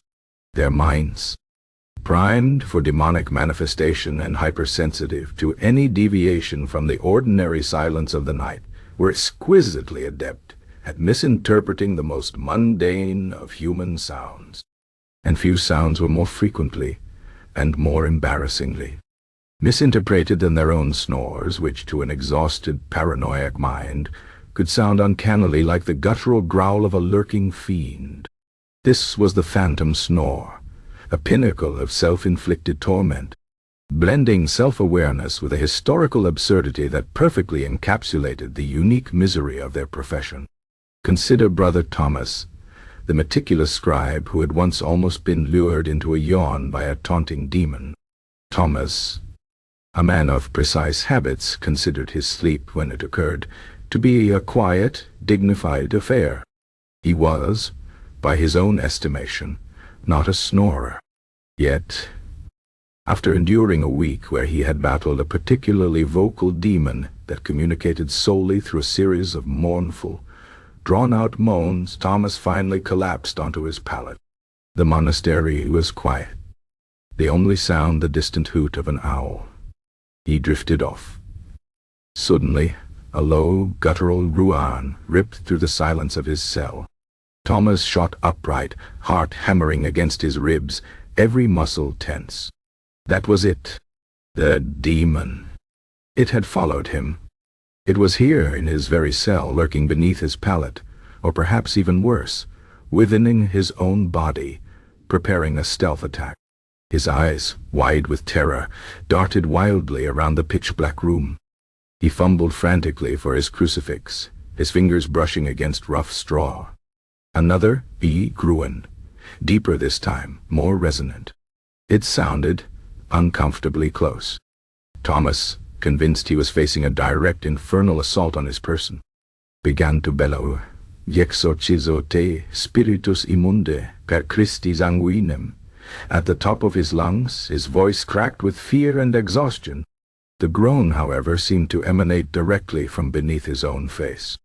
He paused, perplexed, and then, with a horrifying dawning realization, felt the distinct rumble in his own chest, the vibration in his own nasal passages. The demonic growl was in fact his own rather robust snore, amplified by the cavernous silence of the cell and distorted by his sleep-deprived, fear-addled mind.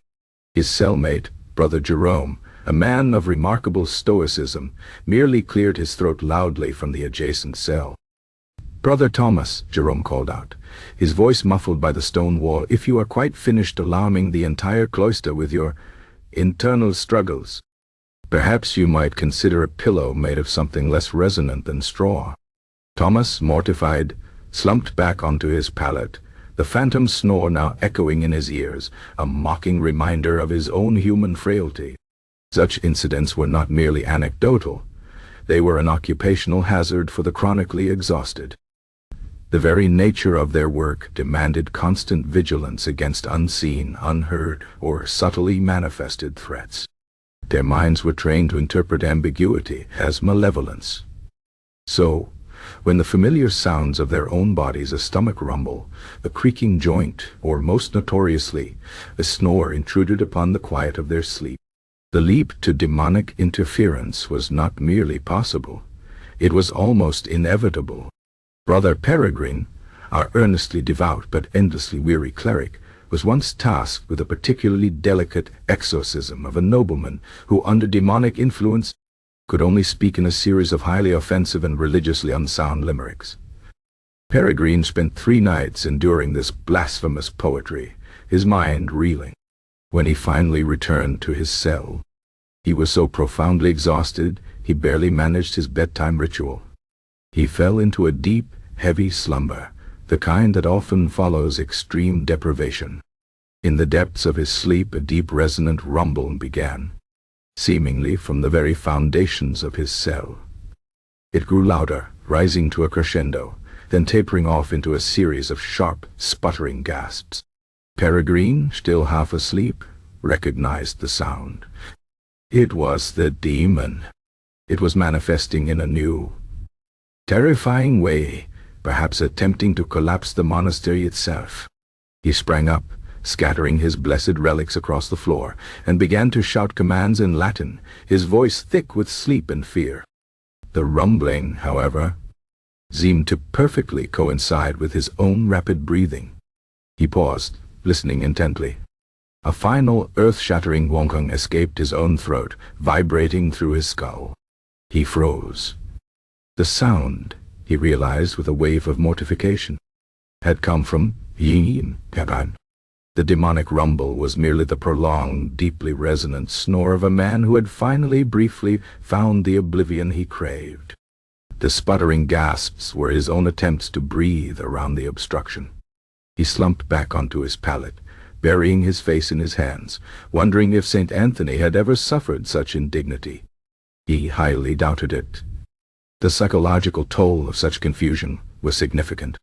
Not only did it rob them of precious, already elusive sleep, but it also reinforced the terrifying idea that their own bodies were unreliable, potential conduits for infernal mischief.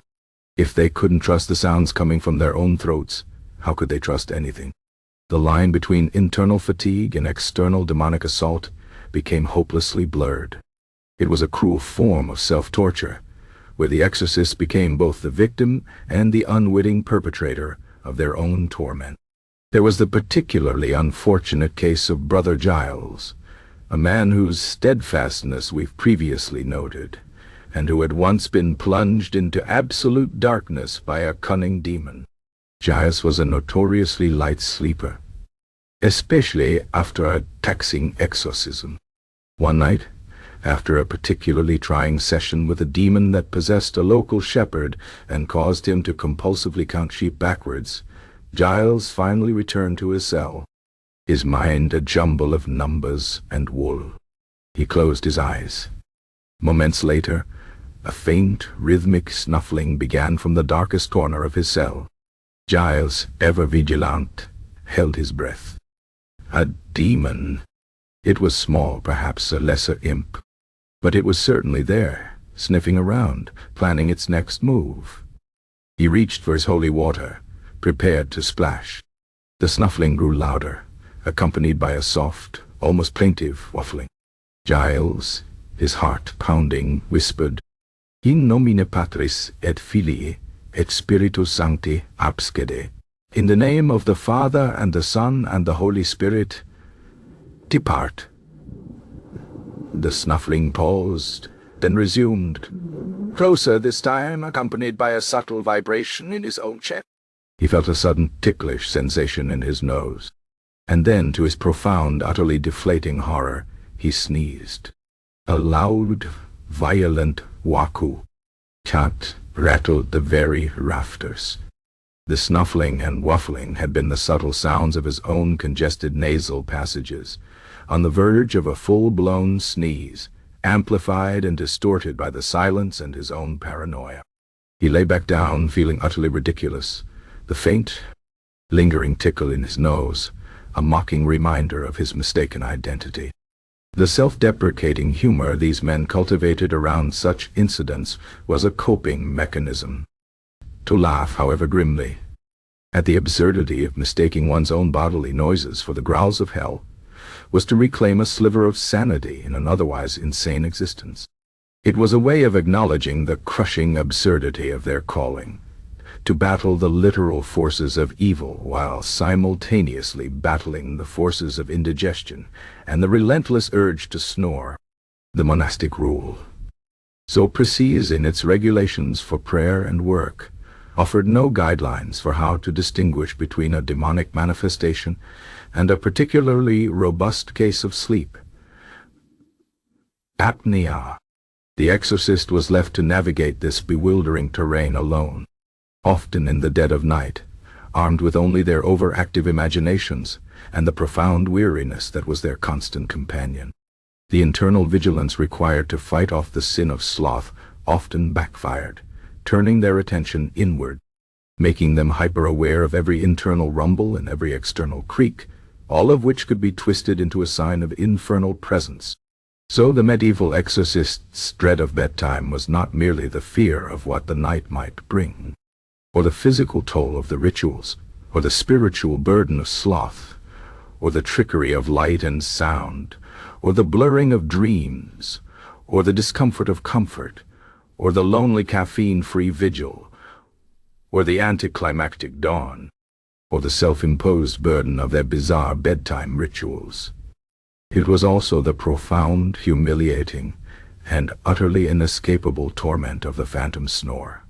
The knowledge that even their most innocent, involuntary bodily functions could become a source of terror, a false alarm for demonic attack, leading them to cast blessings upon their own digestive systems, or banish the very sounds of their own exhausted breathing.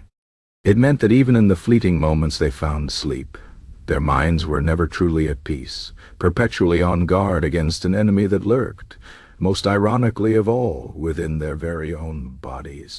It was enough to make one long for a waking nightmare. At least then the growls were usually from outside the skull. Chapter 16. The Cursed Blanket, the Medieval Exorcist.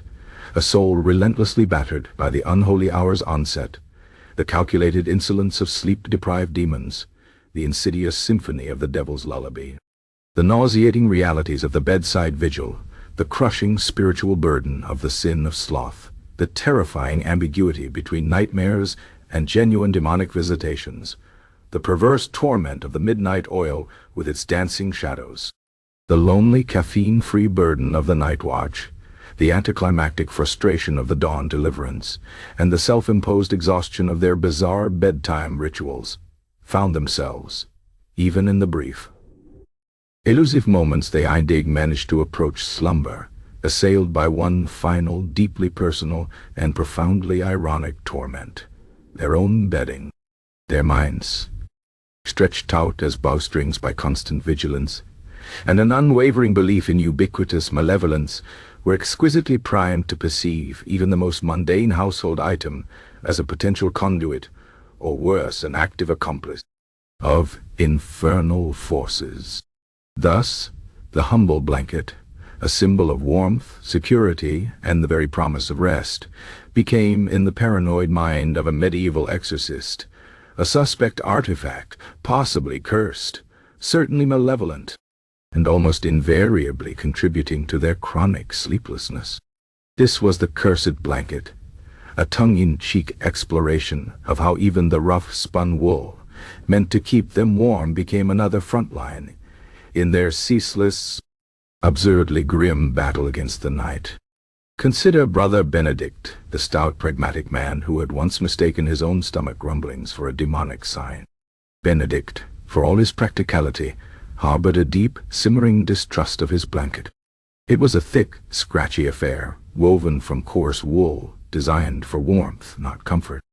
By day, it was merely a functional piece of monastic property. But by night, after hours spent battling the forces of darkness in a cold, damp church or a peasant's hovel, his blanket transformed into something far more sinister. As Benedict finally sought his straw pallet, pulling the heavy wool over his weary frame, a familiar dread would set in. The blanket, in its rough texture and considerable weight, seemed to possess a peculiar sentience. Every subtle shift of his body, every attempt to find a comfortable position, caused the wool to scratch, to cling, to resist in a way that felt oddly deliberate. Was it merely the coarse fibers, he would wonder, his mind already reeling from a night of demonic taunts? Or was there something within the weave?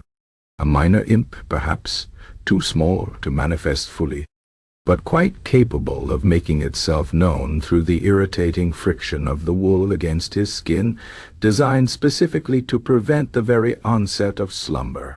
He would scratch vigorously, convinced a tiny demonic flea had taken up residence, only to find nothing but his own irritated skin. The humiliation was immense, to be tormented not by a grand, terrifying demon, but by a simple piece of bedding. Then there was the weight.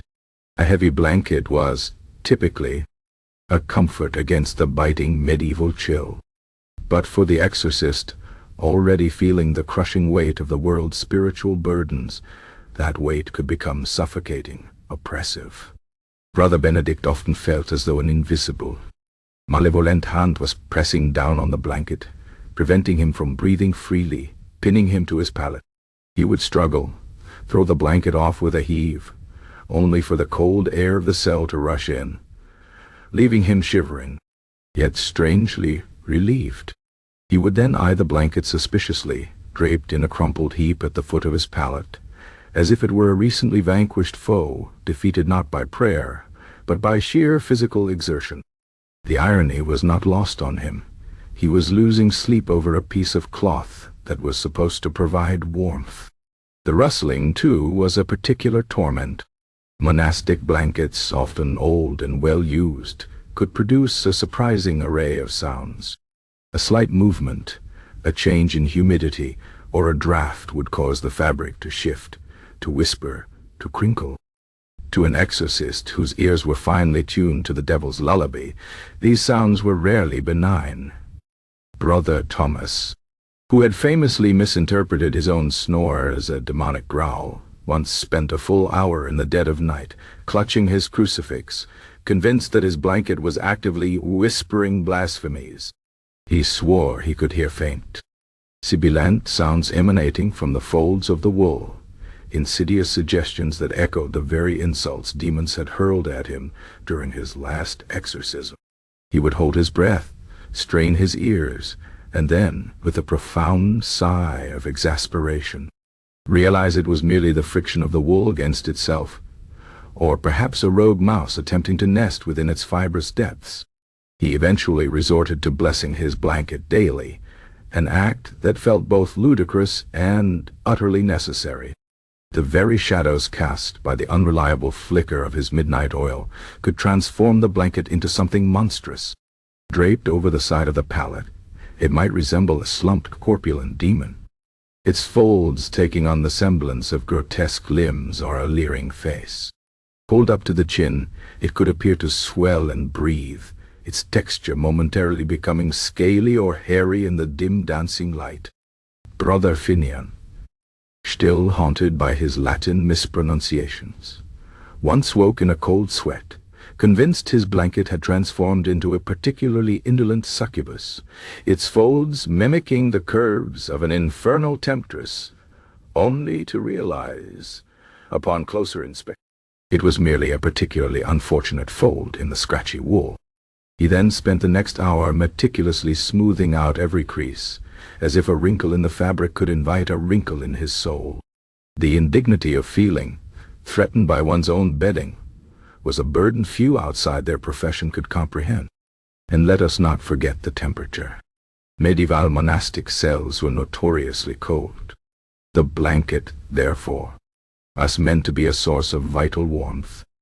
But sometimes, perversely, it felt impossibly colding, even when the room was not. A sudden, inexplicable chill would seep through the wool, suggesting a demonic presence resting upon it, or worse, making the exorcist question if the blanket itself had been subtly corrupted, turned into a tool of infernal discomfort. Conversely, after an exhausting night of battling a fire-breathing imp, the blanket might feel impossibly hot, stifling, as if the residual heat of the demon clung to its fibers, threatening to suffocate him in his sleep. Brother Alaric, who swore his crucifix above his bed, kept tilting of its own accord.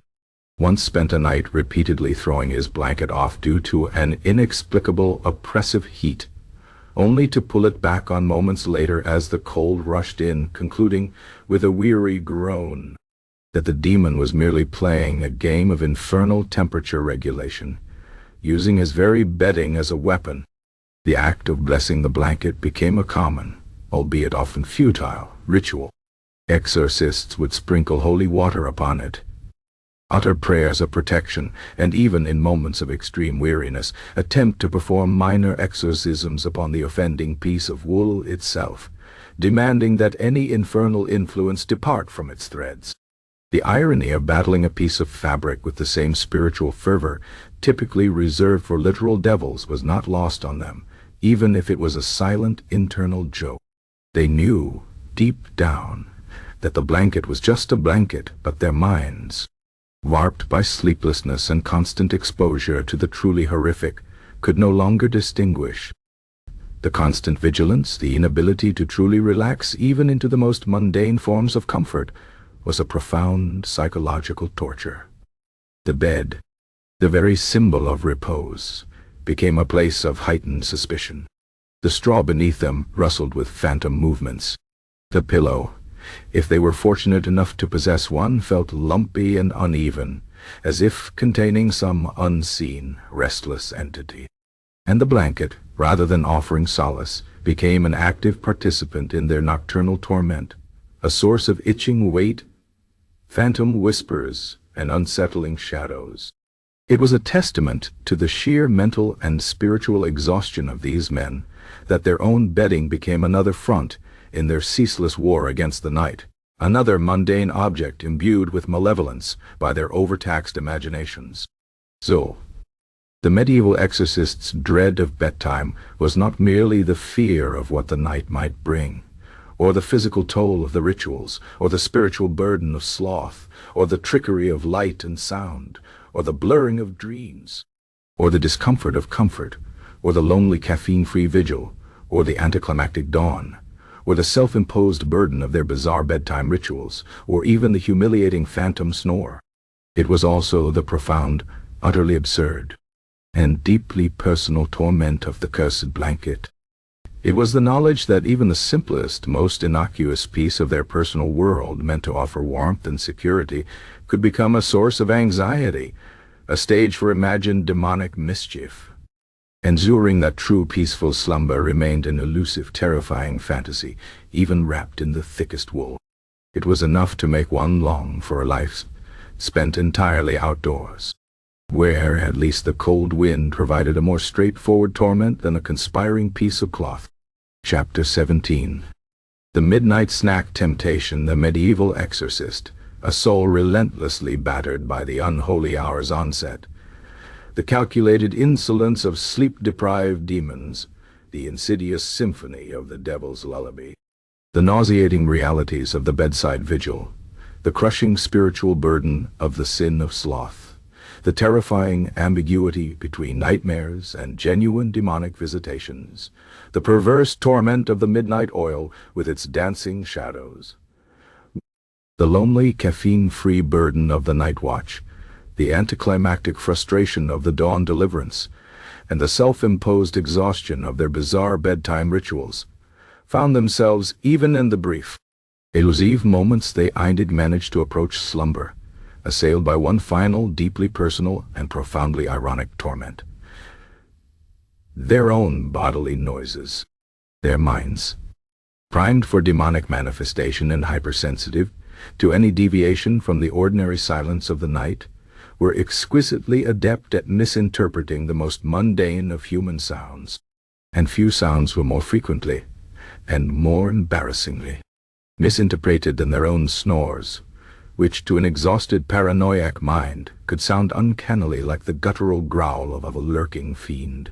This was the phantom snore, a pinnacle of self-inflicted torment, blending self-awareness with a historical absurdity that perfectly encapsulated the unique misery of their profession. Beyond the phantom snore, however, lay another, more insidious torment, one that gnawed at them from within: hunger. For men accustomed to meager monastic diets, often interrupted by urgent summons, the gnawing emptiness of their stomachs became another battleground, and a biological imperative quickly transmuted into a spiritual temptation, a manifestation of demonic gluttony. This was the midnight snack temptation, a series of darkly comic anecdotes wherein the most basic human need was blamed on infernal machinations. Consider Brother Benedict, whose practical nature usually kept his feet on solid ground, even if his blanket felt cursed. Benedict, a man of simple tastes, had for years diligently observed the monastic fasts and meager meal schedules. His constitution was robust, his appetite modest.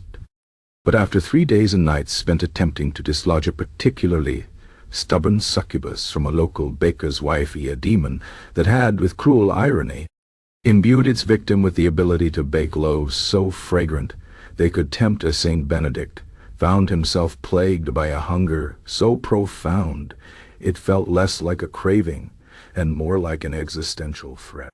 His stomach, usually a quiescent vessel, rumbled with the ferocity of a chained beast. His mouth watered at the phantom scent of freshly baked bread, a cruel memory of the baker's wife's normal trade, now twisted into a demonic torment.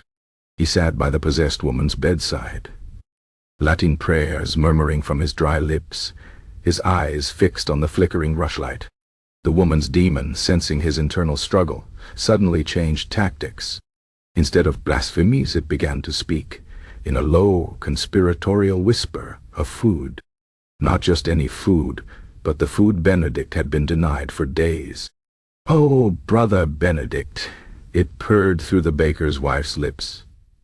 "Do you not yearn for a slice of plump roasted goose, its skin crisp to perfection, dripping with savory fat, or perhaps a generous slab of Stilton cheese, aged just so crumbly and pungent upon the tongue? Imagine the sweet earthy crunch of an apple, picked fresh from the orchard, bursting with juice. You are so very, very hungry, little monk. Such an empty vessel." Benedict stiffened.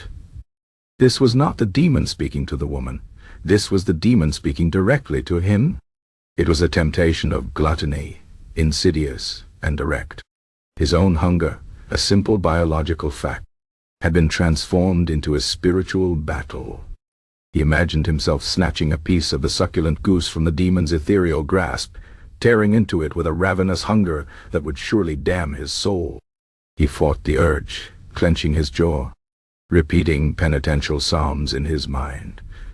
But the demon was relentless, its descriptions growing more vivid, more tantalizing. A warm, crusty loaf, brother, still steaming from the oven, its interior soft and yielding, begging for a generous slathering of fresh butter, perhaps with a hearty stew, brimming with tender root vegetables and succulent chunks of venison. Oh, the fragrancy of it! Benedict's stomach emitted a groan so loud it startled the cat that had been sleeping by the hearth.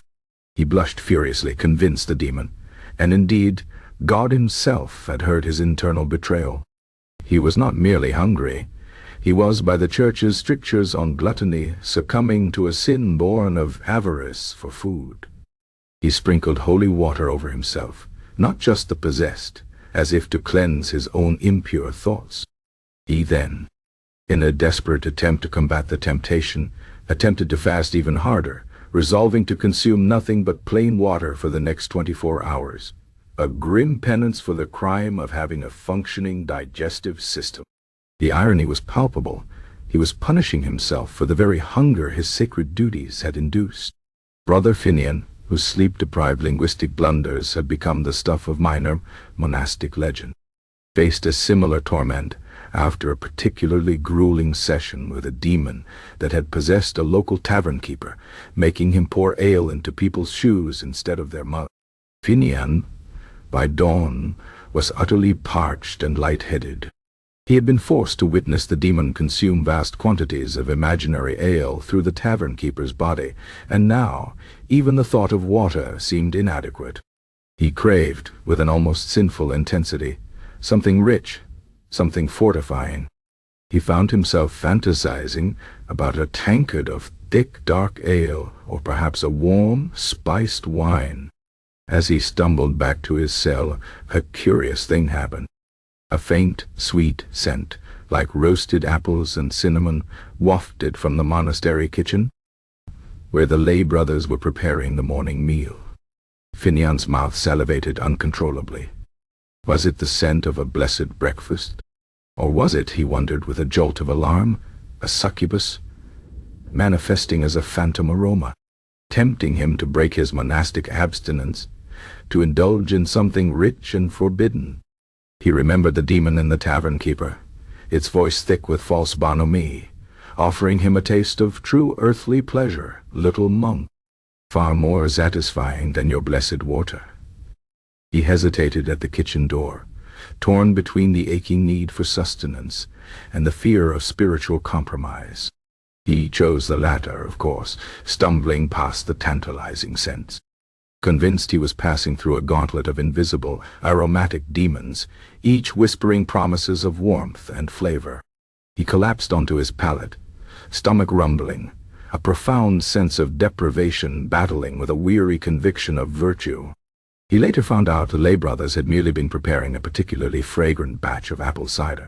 His fast, however, had been gloriously, if comically, upheld.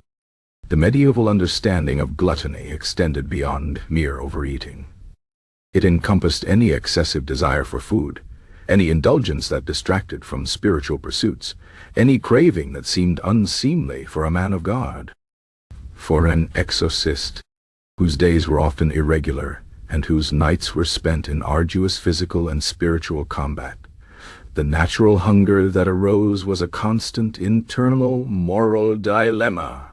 Was it his body's need or the devil's temptation? The line was perpetually blurred.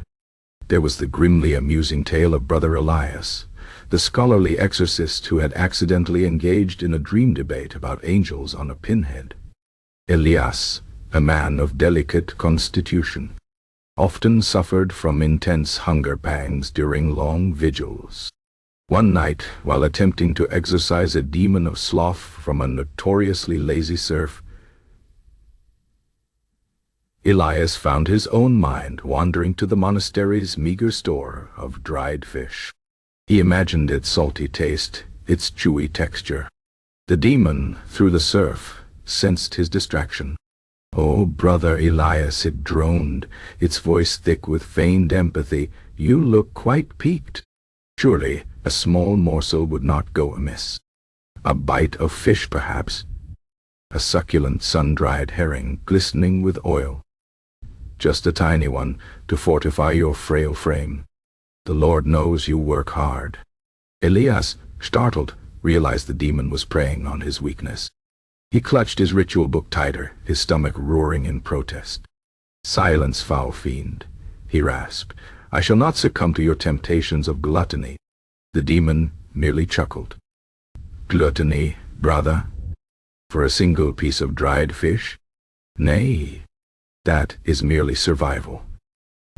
"But perhaps," it added, its voice growing sly, "if you fail to cast me out, you will never taste dried fish again. For I shall make this peasant hoard all the fish in the village, for myself alone. A most delicious torment for you, eh?" Elias, now battling both spiritual hunger and a profound fear of fish deprivation, redoubled his efforts, his hunger momentarily forgotten in the face of such petty yet effective demonic threats. The shame of succumbing to such a basic animalistic urge was immense. Exorcists were meant to be spiritual warriors, transcending the base needs of the flesh. To admit to a gnawing hunger, or worse, to act upon it during a sacred ritual, felt like a profound failure. They were expected to be above such things, even when their bodies were screaming for sustenance. This made the midnight snack temptation particularly insidious, as it turned the exorcist's own biological makeup into a potential weapon for the enemy. The solution for many was simply to endure. They would tighten their belts, literally and figuratively, reciting prayers against gluttony, even as their stomachs echoed like empty caverns. They would gaze at the possessed, whose bodies often appeared emaciated from demonic torment, and try to find strength in the contrast. But the internal battle was ceaseless. Every faint whiff of cooking smoke from a distant hearth, every memory of a more substantial meal, every involuntary gurgle from their own intestines was a fresh assault, a whispered suggestion that perhaps, just perhaps, a small illicit midnight snack might not be so bad after all. The medieval monastic life was already one of austerity. Mealtimes were fixed, portions were meager, and fasting was common. For an exorcist, whose sleep schedule was non-existent and whose energy expenditure was immense, these strictures were pushed to the extreme. They were hungry, tired, and constantly vigilant, and every physical symptom of that exhaustion was twisted into a spiritual failing. The irony was that the demons, themselves disembodied entities, seemed to possess a far better understanding of human biology and its weaknesses than the very church that condemned these natural urges. So, the medieval exorcist's dread of bedtime was not merely the fear of what the night might bring, or the physical toll of the rituals, or the spiritual burden of sloth, or the trickery of light and sound, or the blurring of dreams, or the discomfort of comfort, or the lonely caffeine-free vigil, or the anticlimactic dawn, or the self-imposed burden of their bizarre bedtime rituals, or even the humiliating phantom snore. It was also the profound, gnawing, and deeply ironic torment of the midnight snack temptation.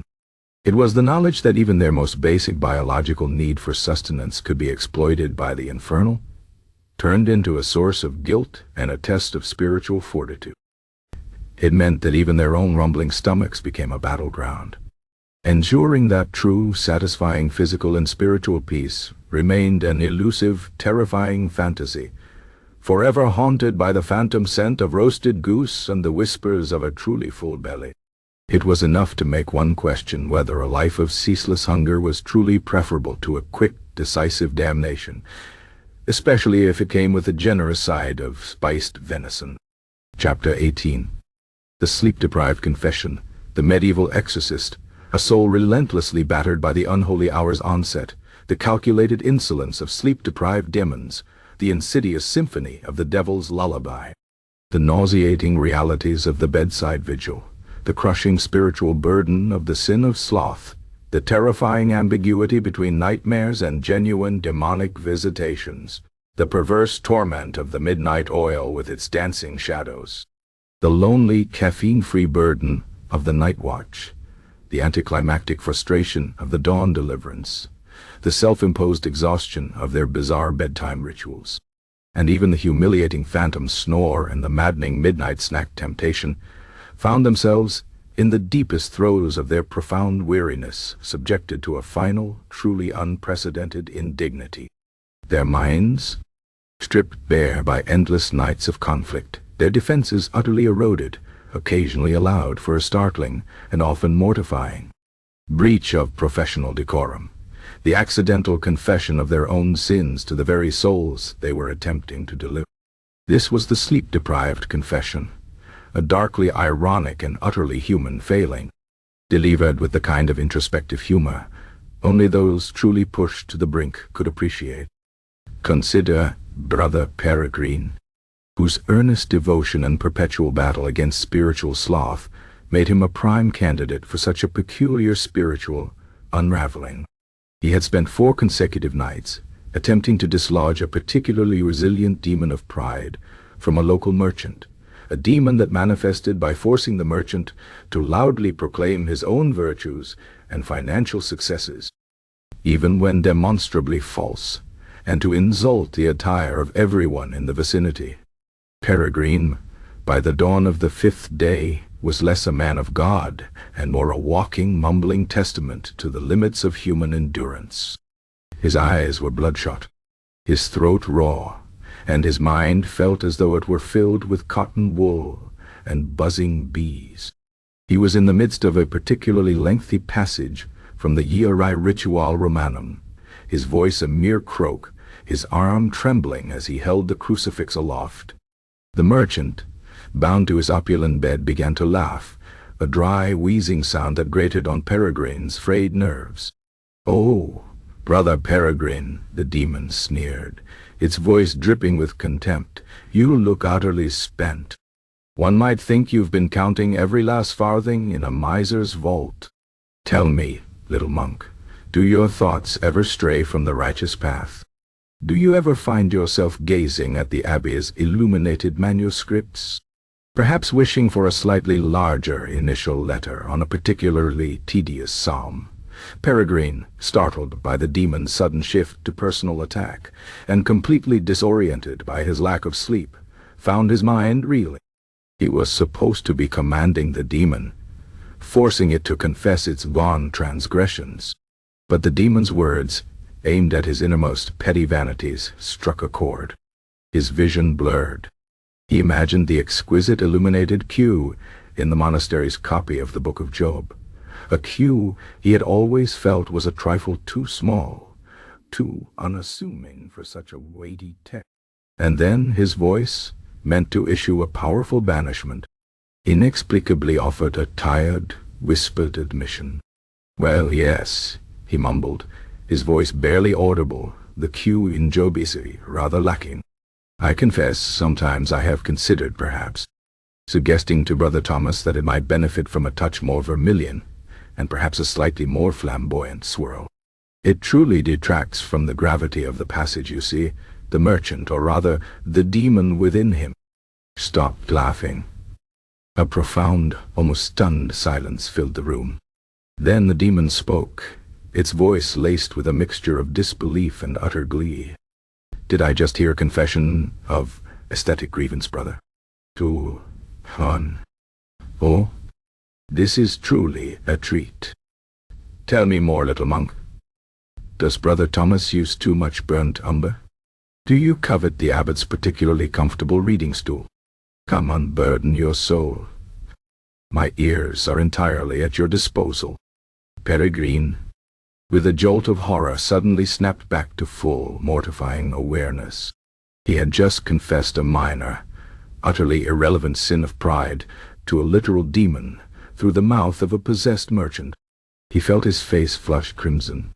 Even in the dim light, he immediately launched into the most aggressive, vitriolic series of Latin exorcisms he knew, desperate to drown out the demon's mocking laughter and his own profound embarrassment.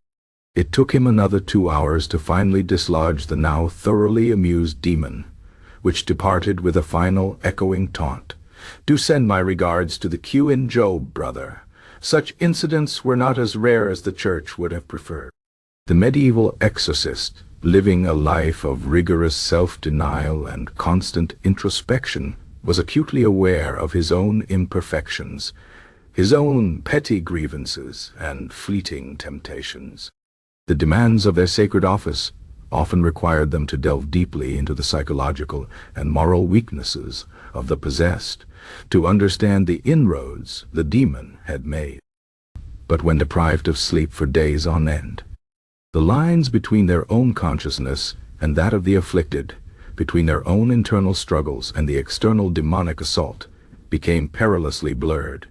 The very act of commanding a demon to reveal its sins could, in a moment of extreme mental fragility, invert upon itself, leading the exorcist to inadvertently reveal his own.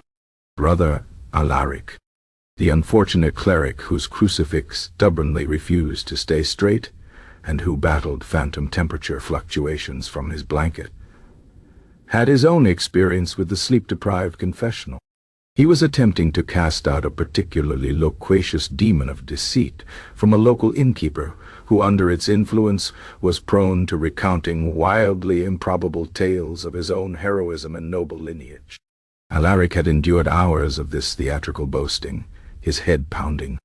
He was trying to force the demon to admit its lies when his own mind, reeling from exhaustion, turned inward. "Admit your falsehoods, spirit?" Alaric croaked, his voice cracking. "Confess your deceptions?" The demon, ever cunning, merely sighed dramatically. "Deceptions, little monk? We all have our little deceptions, don't we? Tell me, when you claim to have completed all the day's duties before complying, did you perhaps, just perhaps, linger a moment too long by the hearth? Did you, Brother Alaric, truly finish all the copying for the abbot? Or did that last page remain, shall we say, undone?" Alaric stiffened. He had, in fact, left a particularly dull monastic chronicle, unfinished the previous afternoon, rationalizing that he would complete it after Vespers, only to be called away to the innkeeper's possession. The guilt, usually a quiet murmur, roared in his exhausted mind. Without thinking, he blurted out, "The Chronicle." Yes. I confess the final passage on the lineage of the Duke of Aquitaine was rather dry, and my quill hand was weary, and I did leave it for a time. I truly meant to return to it. The demon within the innkeeper threw its head back and howled with laughter. "Oh, the scandal!" The incomplete Duke of Aquitaine. Brother Alaric, you are truly a fount of delicious, trivial sin. Do tell me, was the Duke of Aquitaine's lineage truly so tedious as to provoke such sloth? Alaric, horrified, immediately shut his mouth, but the damage was done. The demon, emboldened by this unexpected revelation, spent the next hour taunting him not about God, but about his unfinished paperwork, until Alaric, utterly defeated, managed to banish it with a final desperate invocation, then stumbled back to his cell, determined to finish every single monastic chronicle, no matter how dull, before the sun dared to set again. The Church, of course, stressed the importance of regular confession to a priest, ensuring the sanctity of the sacrament. But in the deep, dark hours of the night, with the demon actively probing one's spiritual weaknesses, the lines of authority, and indeed of sanity, could become terrifyingly blurred. The possessed individual became, in that moment of extreme vulnerability, a twisted, infernal confessor, their demonic occupant relishing every revealed flaw. It was a perverse parody of a holy rite, where the tables were turned, and the very act of seeking to cleanse another's soul resulted in the involuntary unburdening of one's own. Brother Benedict, our pragmatic snorer who blessed his own digestive system, had his own memorable encounter with this phenomenon. He was battling a demon of petty envy that had possessed a local tailor, causing him to surreptitiously alter the sleeves of his rival's garments. Benedict had spent hours attempting to force the demon to admit its malicious alterations. The demon, however, grew bored of the topic. "Brother Benedict," it mused through the tailor's mouth, its voice oddly conversational, "tell me, are those new sandals? They look rather fine. Better, certainly, than Brother Thomas's," which always seemed to chafe him. "Do you ever find yourself, perchance, admiring your own footwear a little too much? Perhaps even, dare I say, casting a fleeting glance of subtle disapproval at the worn soles of your brethren?" Benedict, his feet aching from standing so long, his mind a muddy swamp of exhaustion, found his gaze drifting to his own. "Admittedly well-maintained sandals. Well," he mumbled, his voice thick, "Brother Thomas does have a rather peculiar gait, which seems to wear down the outer sole with alarming speed. And mine, I confess, are particularly robust. I have always preferred a good, sturdy leather. And yes, perhaps I have, on occasion, thought Brother Thomas's footwear rather inadequate. Not that I wish him ill, of course. Merely a practical observation." The demon let out a guttural, delighted chuckle. "Ah, Brother Benedict, the sin of footwear superiority. A truly magnificent, minuscule vice. Do you polish them often? Do you gaze upon them with a smug satisfaction? Tell me, does the thought of Brother Thomas's worn-out soles bring you a perverse, secret joy?" Benedict, aghast, finally realized the depth of his indiscretion. He had just confessed a sin of superficial vanity to a demon of envy. He immediately plunged his foot, sandal and all, into a bucket of holy water, hoping to cleanse both his footwear and his shame. The profound irony, the absurd reversal of roles, was the crowning torment. These men, dedicated to spiritual purity and the eradication of evil, found themselves in their most vulnerable moments, exposing their own trivial, deeply human flaws to the very entities they sought to banish. It was a stark reminder of their humanity, a humiliating counterpoint to the superhuman expectations placed upon them. The demons, with their ancient cunning and millennia of experience in exploiting human frailty, seemed to relish these moments, turning the exorcist's own well-intentioned efforts into a perverse form of self-sabotage. The fear of such a sleep-deprived confession was another reason to dread bedtime.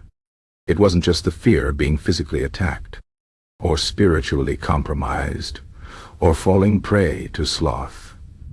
It was the fear of losing control, not just of their words, but of their innermost thoughts, their petty vanities, their unspoken judgments. It meant that even their carefully guarded inner lives were not safe from demonic intrusion, particularly when exhaustion had worn down the protective walls of their conscious minds. The battlefield extended not just into their dreams, but into the very fabric of their waking, yet utterly depleted, consciousness.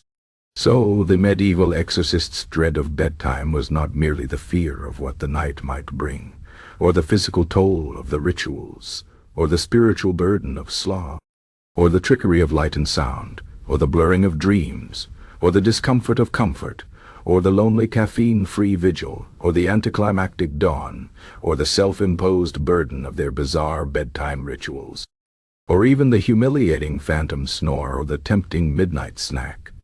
It was also the profound, mortifying, and deeply personal torment of the sleep-deprived confession.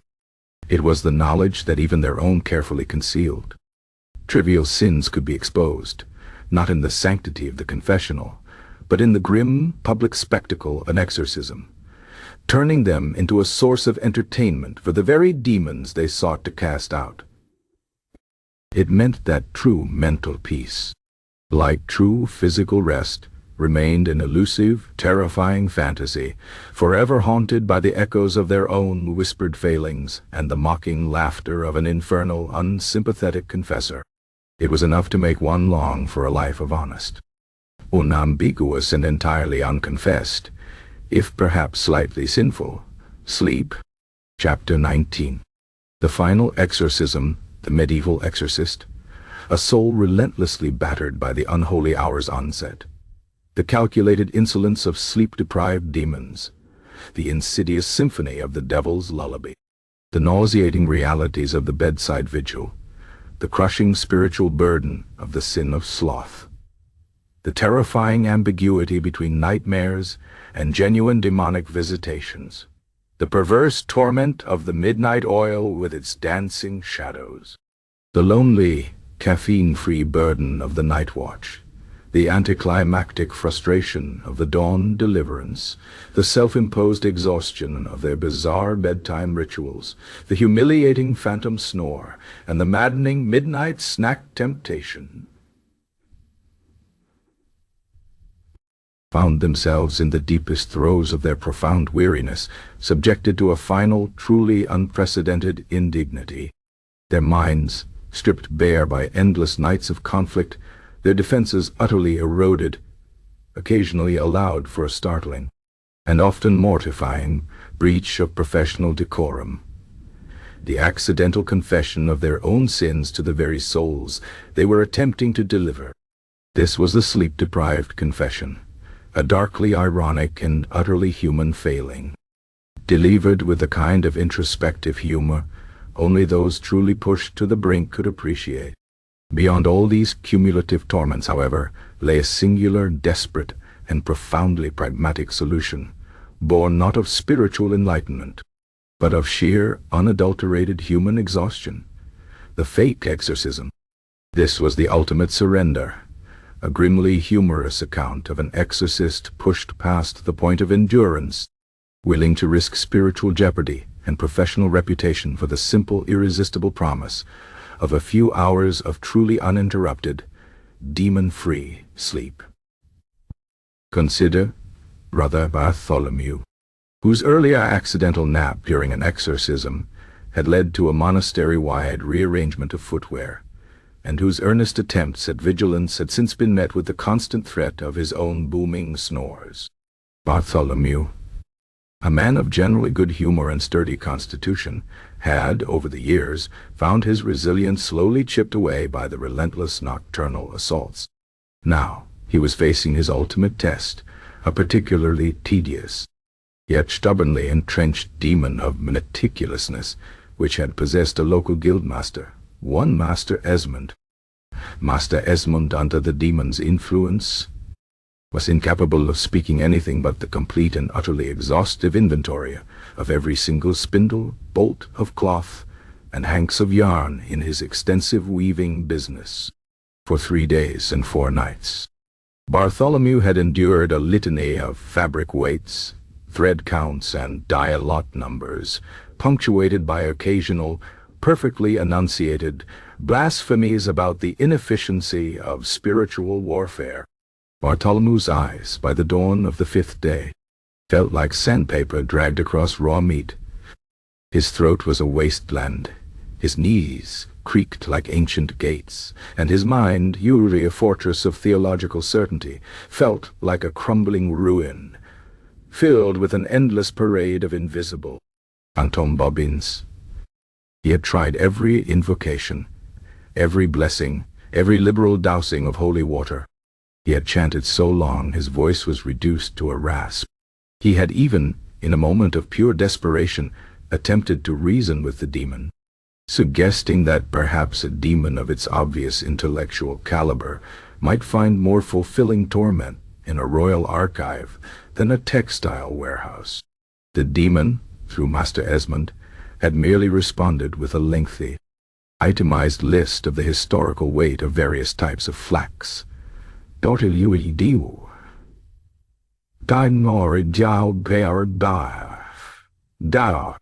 It was in this moment of utter soul-crushing exhaustion that a truly diabolical, yet utterly irresistible, idea sparked in Bartholomew's mind. He looked at the anxious faces of Master Esmond's family, huddled in the drafty workshop, their eyes wide with fear and desperate hope. They knew nothing of the nuances of exorcism. They merely wanted their patriarch back. They expected a eye sign. They expected a climax gate. And Bartholomew quite simply wanted to sleep. He was beyond the shame of Atidia, beyond the fear of his own phantom snores.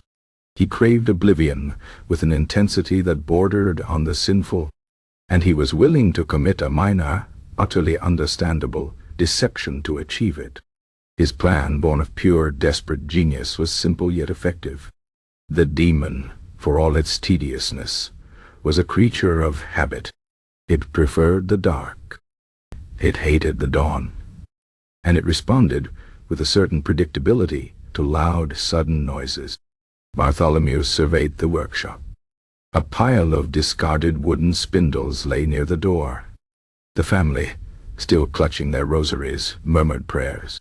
Master Esmond, slumped in his chair, continued his relentless inventory.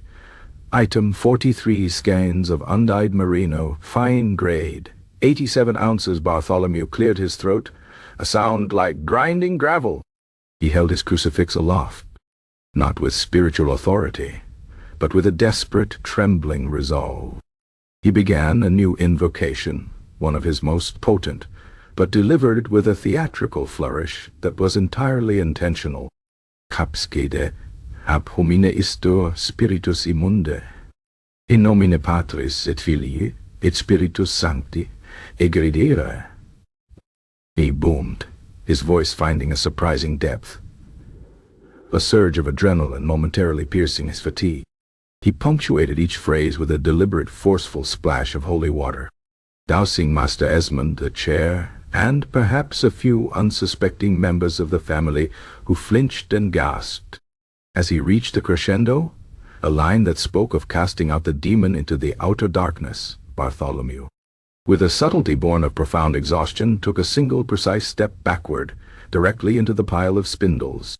With a loud, startling eye clatter, and a muffled kentump, and as he half stumbled, the wooden objects scattered across the floor, echoing loudly in the pre-dawn quiet. Simultaneously, he had prepared a small vial of a particularly pungent, sulfur-scented oil, a monastic concoction for fumigating troublesome cellars, repurposed for more dramatic effect.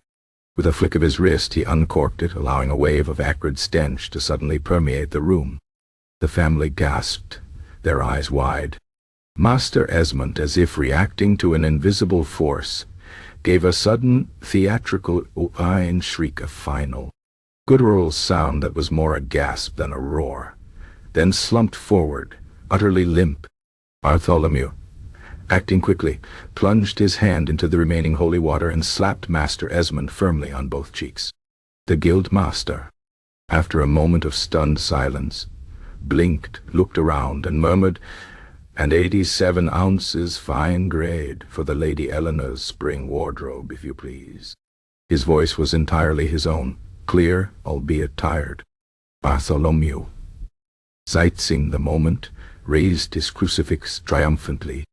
"Behold," he cried, his voice hoarse but ringing with manufactured conviction, "thou fiend has departed, driven forth by the power of God and its own abhorrence of the blessed dawn.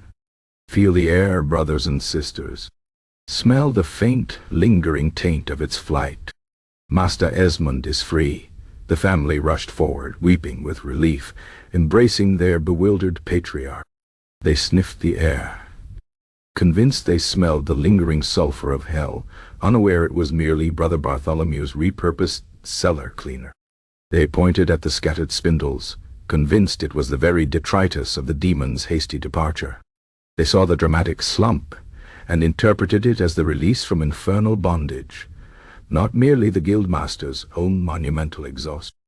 Bartholomew, with a beatific but utterly exhausted smile, accepted their tearful thanks, murmured a few final vague prayers about continued vigilance, and then, with a speed that bordered on undignified, excused himself. He practically fled the guildmaster's workshop, the scent of sulfur clinging to his robes, the clatter of the spindles echoing in his mind. He did not perform his usual elaborate bedtime ritual of cleansing and protection. He did not meticulously inspect his straw pallet for lurking imps. He did not even bother to straighten the perpetually askew crucifix above his bed. He merely stumbled into his cell, pulled his scratchy, possibly cursed blanket over his head, and collapsed onto his straw pallet with a groan of profound, utter, blissful surrender. As the heavy curtain of sleep began to fall, dragging him down into its blessed depths, a faint, insidious whisper seemed to drift from the very edges of his consciousness. It was a voice familiar, yet unnervingly faint, laced with a familiar, dry amusement. "Oh, Brother Bartholomew," it seemed to purr, "a most ecdramatic performance, I must say.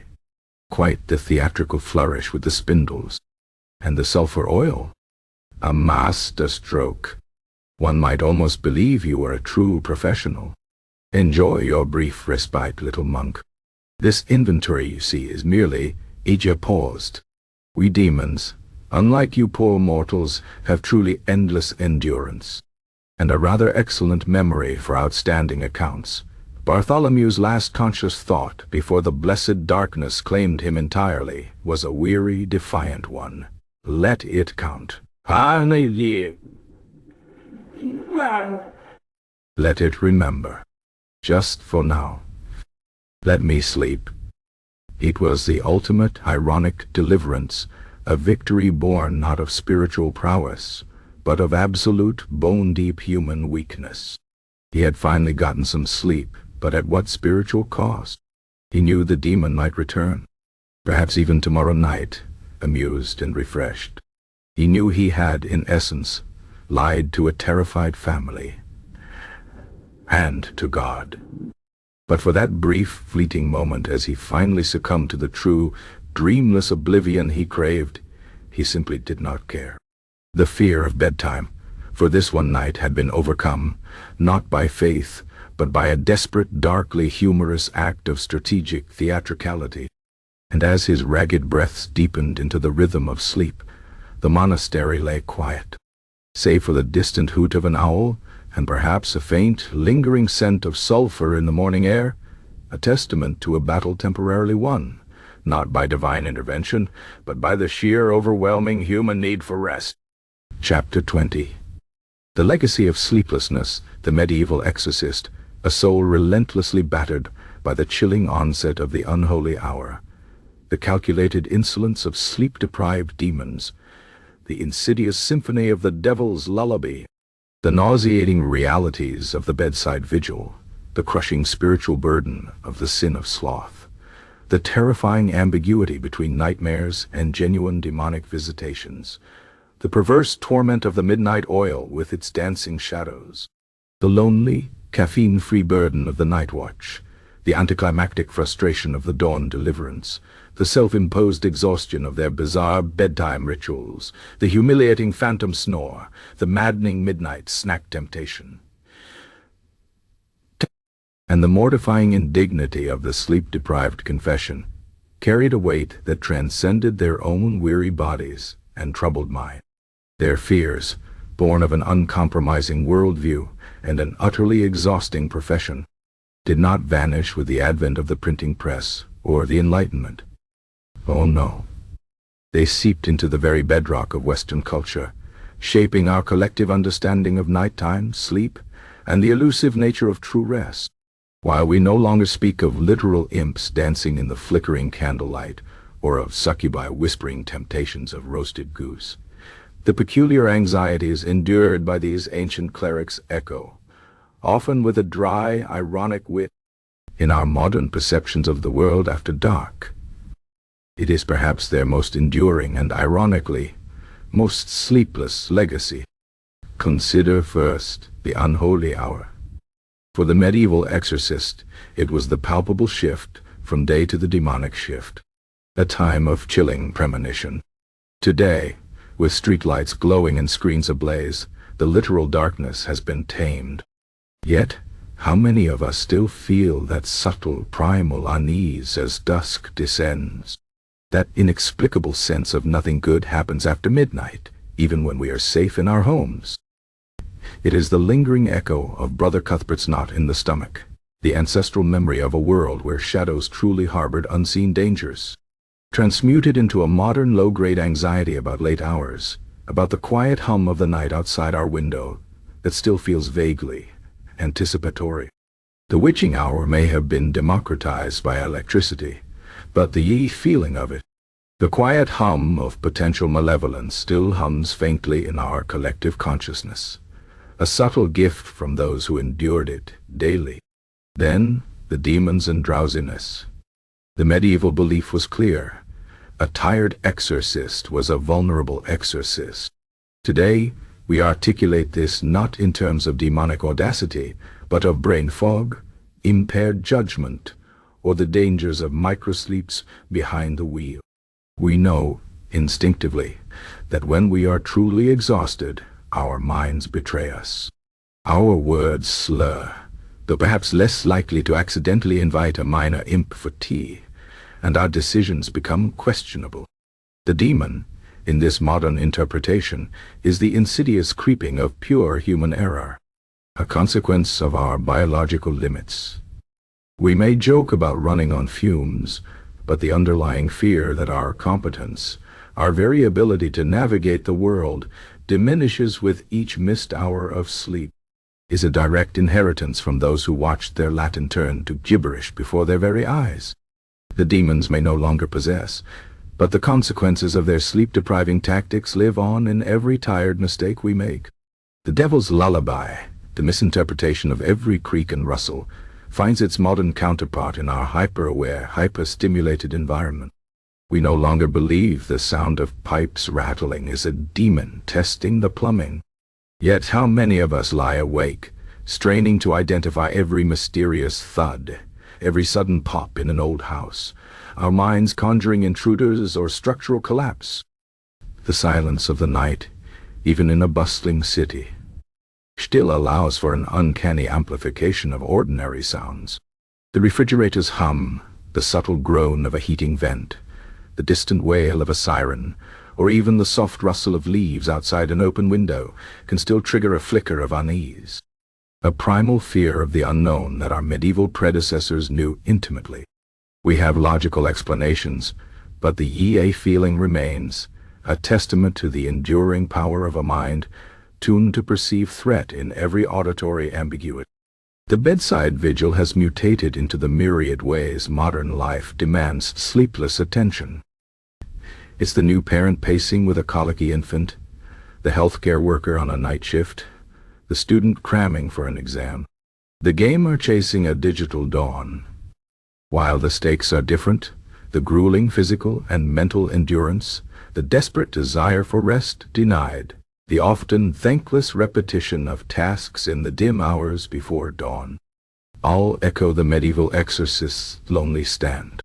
We may not dodge projectile bile, but we certainly navigate the emotional effluvia of exhaustion, clinging to the hope of morning, a modern, secular vigil that, in its own way, feels just as interminable. The sin of sloth, that crushing guilt over a craving for rest, is perhaps one of the most insidious legacies. In our productivity-obsessed world, sleep is often viewed as a luxury, a concession, or even, in the most extreme cases, a weakness. The mantra of the always-on entrepreneur, the glorification of minimal sleep, and the pervasive feeling that one should always be working, learning, or optimizing, bears a striking resemblance to the medieval admonition against jasidia. We feel guilty for resting, for indulging in a nap, for daring to turn off our minds, as if every moment of idleness is a betrayal of some invisible cosmic or corporate imperative. The fear that our desire for comfort might betray us, that sleep itself might be a sin, is a direct, albeit secularized, inheritance from Brother Peregrine's internal torment. The blurring of dreams or possessions continues to haunt us. Despite scientific explanations, the power of nightmares, sleep paralysis, and vivid, unsettling dreams to deeply disturb and feel real persists. We still wake in a cold sweat, heart pounding, grappling with the lingering conviction that something truly malevolent has touched us, even if we intellectually dismiss it as a mere dream.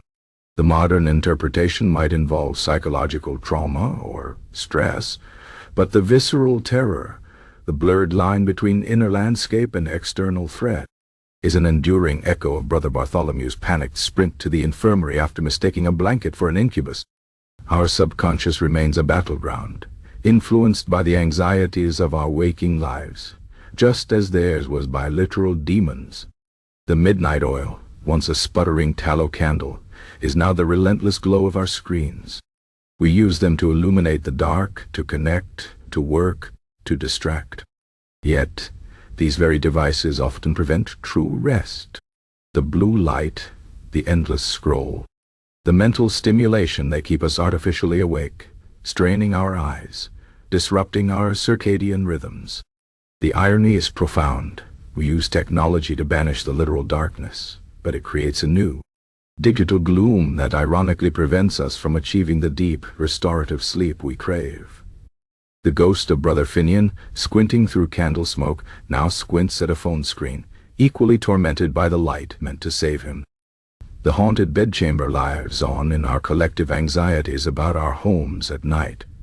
The creaks of an old house settling, the groans of pipes, the mysterious draft show quickly our minds jump to intruders, ghosts, or inexplicable phenomena. Our most intimate, private space, meant for security and rest, becomes a canvas for our deepest fears. We check the locks, peek out windows, or lie awake, straining to hear, convinced that some unseen entity is lurking just beyond the threshold of our awareness.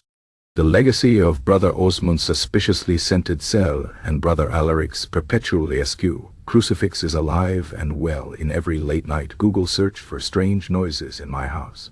The exhausted exorcist and their linguistic blunders resonate deeply with anyone who has tried to function on minimal sleep.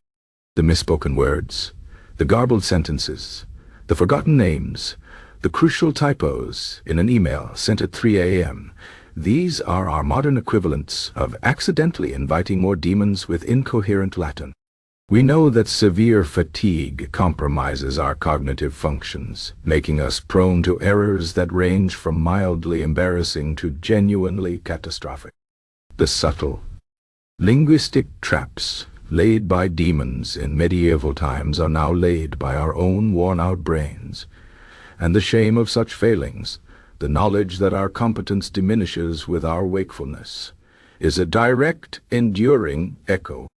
The curse of comfort, the fear that too much softness could lead to a sinful lapse, manifests in our often complicated relationship with sleep environments. Some still prefer a firm mattress, fearing a soft one might make them too comfortable, and thus less productive. There's a lingering puritanical streak that views excessive comfort as somehow weak or indulgent, especially when there's work to be done. We may not fear literal succubi lulling us to sleep with promises of roasted goose, but the internal struggle to resist the embrace of a plush bed when deadlines loom, or when anxieties gnaw, is a direct inheritance from Brother Anselm's terrified aversion to Lord Reginald's feather mattress. The ultimate irony, the very things designed for comfort can become barriers to it, particularly when guilt or a sense of duty intervenes. The Nightwatch's burden, the lonely, caffeine-free vigil, continues in countless forms today. From long-haul truckers and emergency service personnel to solitary artists and insomniacs, the experience of being awake when the world sleeps remains a uniquely isolating and physically demanding trial. We now have caffeine, certainly, but its temporary boost often comes at the cost of deeper restorative sleep later. The medieval exorcists' profound yearning for a divine elixir to keep them upright is met today with energy drinks and strong coffee, but the underlying fatigue, the lonely grind against the body's insistence on rest, remains. The gripes may have updated, but the weary sigh as the night stretches on is timeless. The sleepless saints have their modern counterparts in the cultural glorification of constant productivity and minimal rest. The hustle culture idolizes individuals who claim to function on a few hours of sleep, portraying it as a sign of dedication, success, and even superhuman capability. This creates an impossible standard, a sleepless ideal that weighs heavily on those who simply cannot defy their biological need for rest. We are shamed for needing sleep, just as medieval exorcists felt judged by the unblinking gaze of St. Anthony. The pressure to be always on, to maximize every waking moment, to prove our worth through our very wakefulness, is a potent, modern echo of that ancient, deeply unfair standard. The dawn deliverance, that frustrating anticlimax where the demons retreated just as the exorcist gained clarity, persists in our experience of morning. The sun rises, the light returns, and the anxieties, the problems, the projects that tormented us through the night often seem to dissipate, not because they are solved, but because their shift is over. The email that felt so urgent at 3 a.m. looks less critical at 8 a.m. The argument rehearsed endlessly in the dark seems less compelling in the daylight. But we know, with a weary certainty, that these problems are not vanquished. They are merely dormant, waiting for the cover of the next night to re-emerge, refreshed and ready for another round of torment. The relief of morning is often tainted by the knowledge that the battle is merely paused. Our bedtime rituals, far from being simple acts of preparing for sleep, have become complex, often anxiety-inducing routines. Checking multiple alarms, scrolling on a phone until eyes blur, listening to white noise or guided meditations, meticulously arranging pillows, performing last-minute tasks. These are our modern equivalents of Osmond's obsessive cell inspection and Finian's backward Latin recitations. We engage in these rituals not always for peace, but often to ward off the very anxieties that prevent sleep, inadvertently prolonging our wakefulness. The fear of an unprepared night, a night where we haven't done enough to secure rest, is a direct echo of those bizarre, self-sabotaging monastic practices. The phantom snore, that deeply humiliating misinterpretation of one's own bodily noises as demonic growls, is perhaps the most universally relatable torment. How many of us have been startled awake by a sudden stomach gurgle, a creaking joint, or yes, our own snoring, our minds instantly leaping to an intruder, a ghost, or some other inexplicable phenomenon. The quiet of the night, even in the most secure of homes, amplifies these internal sounds, transforming them into external threats. The brief moment of terror, followed by the mortifying realization of the mundane source, is a shared human experience, a direct legacy of Brother Thomas's bewildered exorcism of his own nasal passages. Our bodies, in the silence of night, remain strange and unpredictable, capable of unsettling us from within. Finally, the cursed blanket, that tongue-in-cheek suspicion of even the most mundane bedding, finds its parallel in our own nightly struggles with comfort. Too hot, too cold, too heavy, too light, tangled around our legs, bunching uncomfortably lithe blanket, meant for solace, can become a source of endless petty frustration. We adjust, tug, kick, or even discard it, as if engaged in a low-stakes battle against the fabric itself, while we don't attribute it to an imp in the weave. The feeling that our bedding is actively conspiring against our rest is a familiar, if absurd, experience, proving that even the most domestic of objects can become a front line in the ceaseless war for sleep.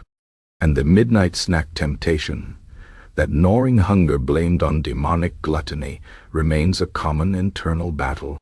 The allure of the late-night snack, often eaten with a mixture of desperate pleasure and profound guilt, is a modern form of gluttonous temptation. We know the food isn't literally demonic, but the guilt over breaking diets, indulging desires, or eating unhealthily when we should be sleeping, mirrors the spiritual anxiety of Brother Benedict, fighting the phantom smell of roasted goose. Our physical needs, particularly when heightened by exhaustion, are still fertile ground for self-recrimination and the feeling of succumbing to a lower urge. The sleep-deprived confession, where the exorcist inadvertently revealed their own petty sins to the demon, is seen in the emotional vulnerability and oversharing that often accompanies extreme fatigue. We've all said things we regret when overtired, confided secrets, or expressed grievances we'd normally keep guarded. Sleep deprivation lowers our inhibitions, erodes our mental filters, and makes us prone to blur the lines of appropriate disclosure. While our confessors are rarely literal demons in a possessed body, the mortification of such a verbal stumble, the knowledge that our exhaustion betrayed our carefully constructed facade, is a deeply human shame, a direct echo of Peregrine's blurted critique of the Q in Job. In Job, ultimately, the final exorcism, Bartholomew's grimly humorous faked success for the sake of sleep, speaks to the enduring, desperate human need for rest above all else. In a world that often demands tireless performance, the temptation to cut corners, to fake competence, or simply to power through with less than ideal results, just to get some semblance of peace, is a profound, relatable struggle. We may not fake exorcisms, but we might fake enthusiasm, fake alertness, or fake productivity, all for the fleeting promise of respite. So, the medieval exorcists, those perpetually weary souls battling the infernal in the suffocating darkness of their age, have left us with more than just a few dusty treatises and grim anecdotes. They have bequeathed us a profound, almost genetic, understanding of the terrors of the night, the perils of sleeplessness, and the insidious ways in which our own bodies and minds conspire against our repose. While the literal demons may have retreated into metaphor, the anxieties they exploited, the fear of the dark, the vulnerability of fatigue, the haunting ambiguity of sound and shadow, the burden of expectation, the guilt of indulgence, and the desperate yearning for undisturbed slumber remain deeply embedded in the human condition. Every time we jump at a creak, dread the late hour, feel guilty for a nap, or find our minds spiraling into worry in the quiet of the night, we are, in a small way, honoring their legacy. For them, bedtime was not a promise of rest, but a summons to battle, a perpetual anxiogenic torment that ensured they, above all others, feared bedtime most of all. And perhaps a tiny part of that fear still whispers in the darkest corners of our own sleepless nights.